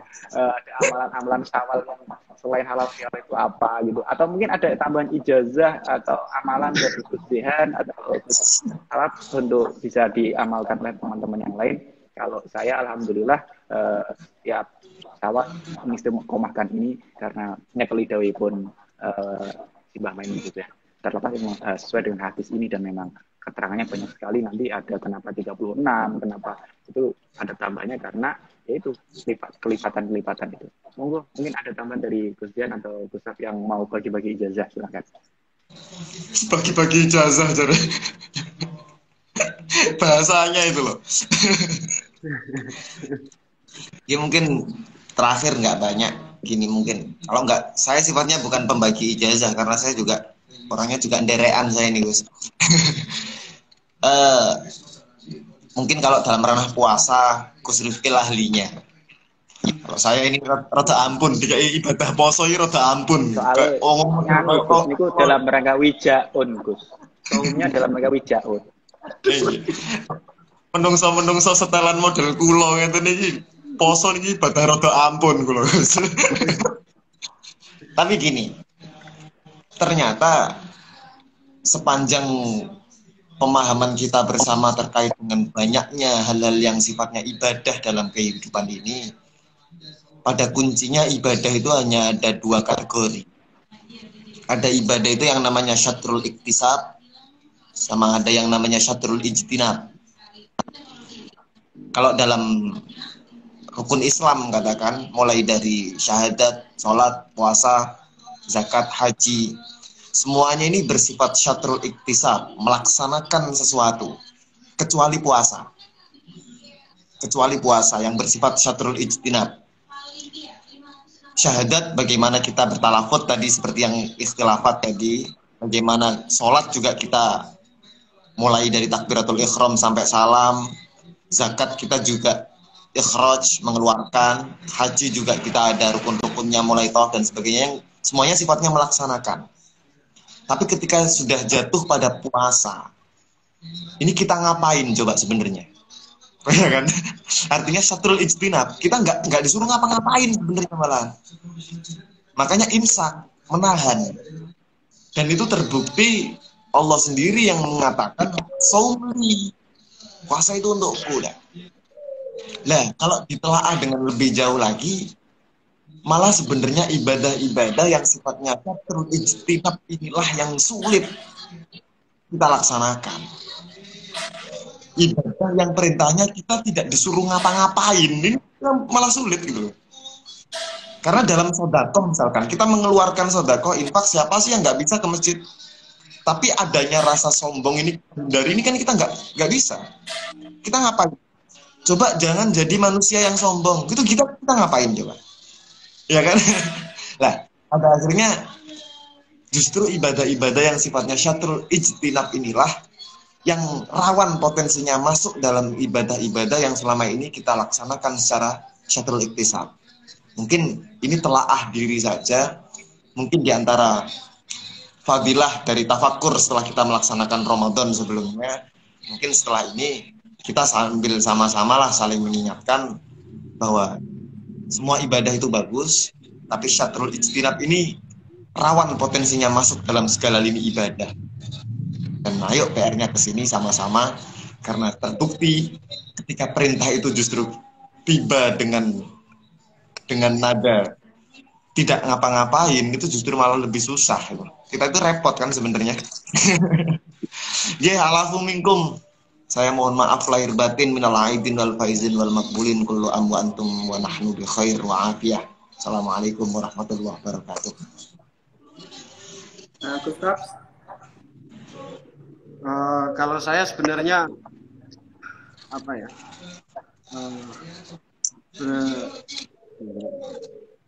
Masih kebayang-bayangin tadi ya. Ibarat kalau kita cinta itu harus diucapkan, itu harus. Begini sebentar. Karena menembak itu adalah jalan cinta. Itu seperti halnya diterima ataupun tidak. Itu orang mengutarakan rasa cinta itu seperti halnya orang yang ibadah. Diterima ataupun tidak, yang penting saya ibadah karena saya mencintai. Pada kembali ke pembahasan awal tadi, puncak dari apa ya? Ini adalah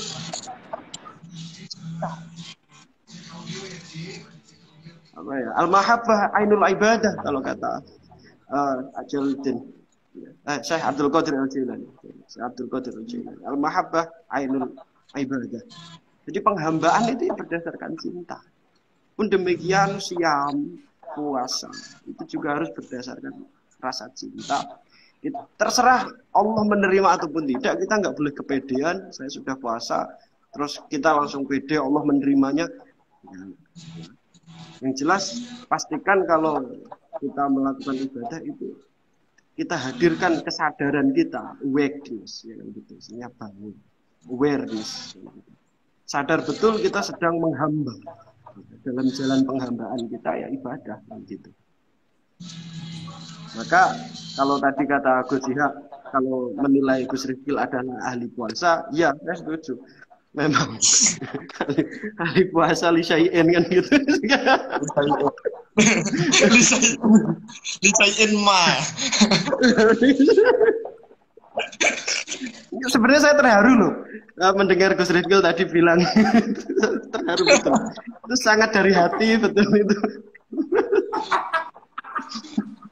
Enggak, memang amal soleh itu cocok-cocokan. Seperti halnya Sayyidina Abdullah bin Umar sendiri kan juga pernah ingin amal soleh cocok-cocokan.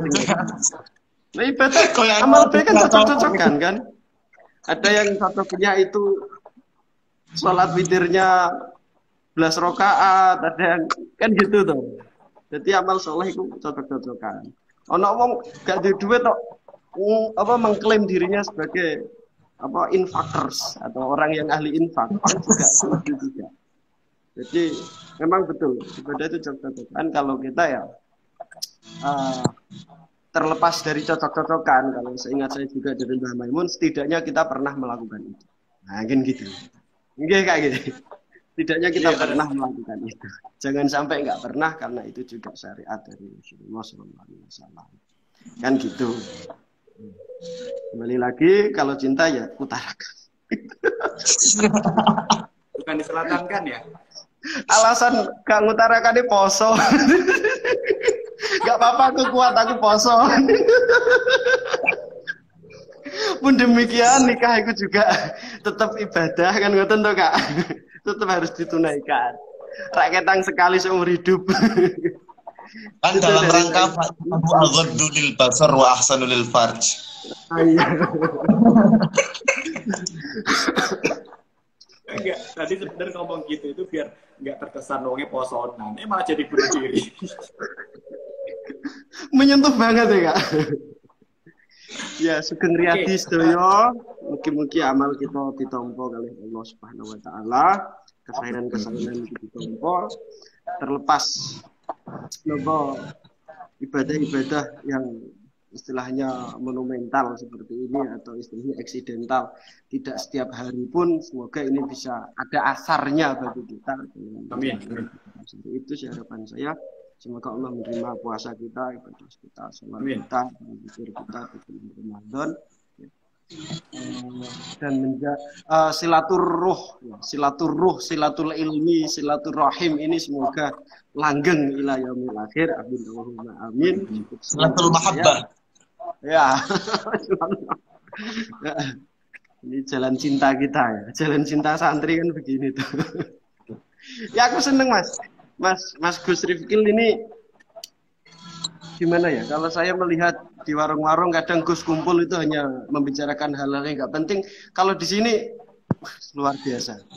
Begini loh. Biasa di luar. Seharusnya Karena begini. dan jenengan, Artinya Gus. itu yeah. Karena dan jenengan maka bahasanya kayak gini. Saya hanya korban. Salam kagem keluarga sedaya, rencang-rencang sedaya. Barokah doanipun. Gusihan engkang sampun tam agamanipun. Karena di antara kita bertiga yang sudah sempurna yang sudah nikah Gusian, maka malam hari ini yang berdoa adalah Gusian. Fatah. Amin. Boten, derek kula derek. Monggo. Fatihah. Bismillahirrahmanirrahim. Allahumma shalli ala sayyidina Muhammadin wa ala ali sayyidina Muhammadin. Alhamdulillah rabbil alamin. Allahumma shalli ala man minhu shakkatil asrar wa qalaqatil anwar fi irtaqadil haqaiq wa tanazzalat ulum adama fa'ajazal khalaiq wa lahu tadalatil fuhum falam yudrikuhu minna sabiqun wa lahiqun fariyadul malakut بزهر جماله منقة وحياض الجبروت بفيد أنواره متدفقة ولا شيء إلا وهو بمند إذ لولا الواسطة لذهب كما كيل الموصود صلاة تليق بك منك إليه كما هو أهله اللهم إنه سرك الجامع الدال عليك وحجبك الأعظم القائم لك بين يديك اللهم ألحقني بنسبه وحيثني بحسبه وعرفني يوم معرفة نسلم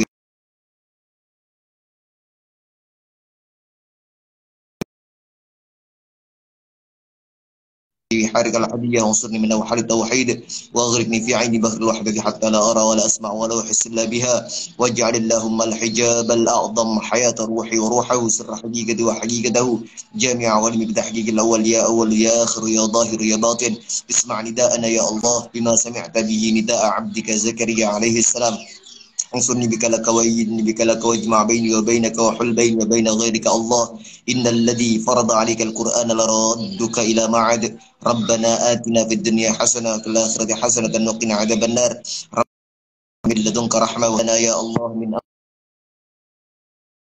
أمرنا فرجا مخرجا إن الله ملائكته يصلون على النبي يا أيها الذين آمنوا صلوا عليه وسلموا تسليما صلوات الله وسلامه ورحمته وتحيته وبركاته على سيدنا محمد عدد الشفع والوتر وعدد كلمات الله التامة المباركات سبحان ربك رب العزة عما يصفون وسلام على المرسلين والحمد لله رب العالمين سر الفاتحة.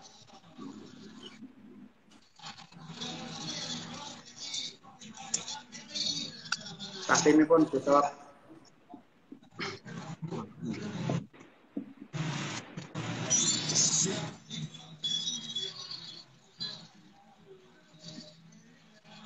Tahtimnya jenengan monggo. Jenengan mawon. Paling nem kula. Kulo tasih 6 lho asline, Gus.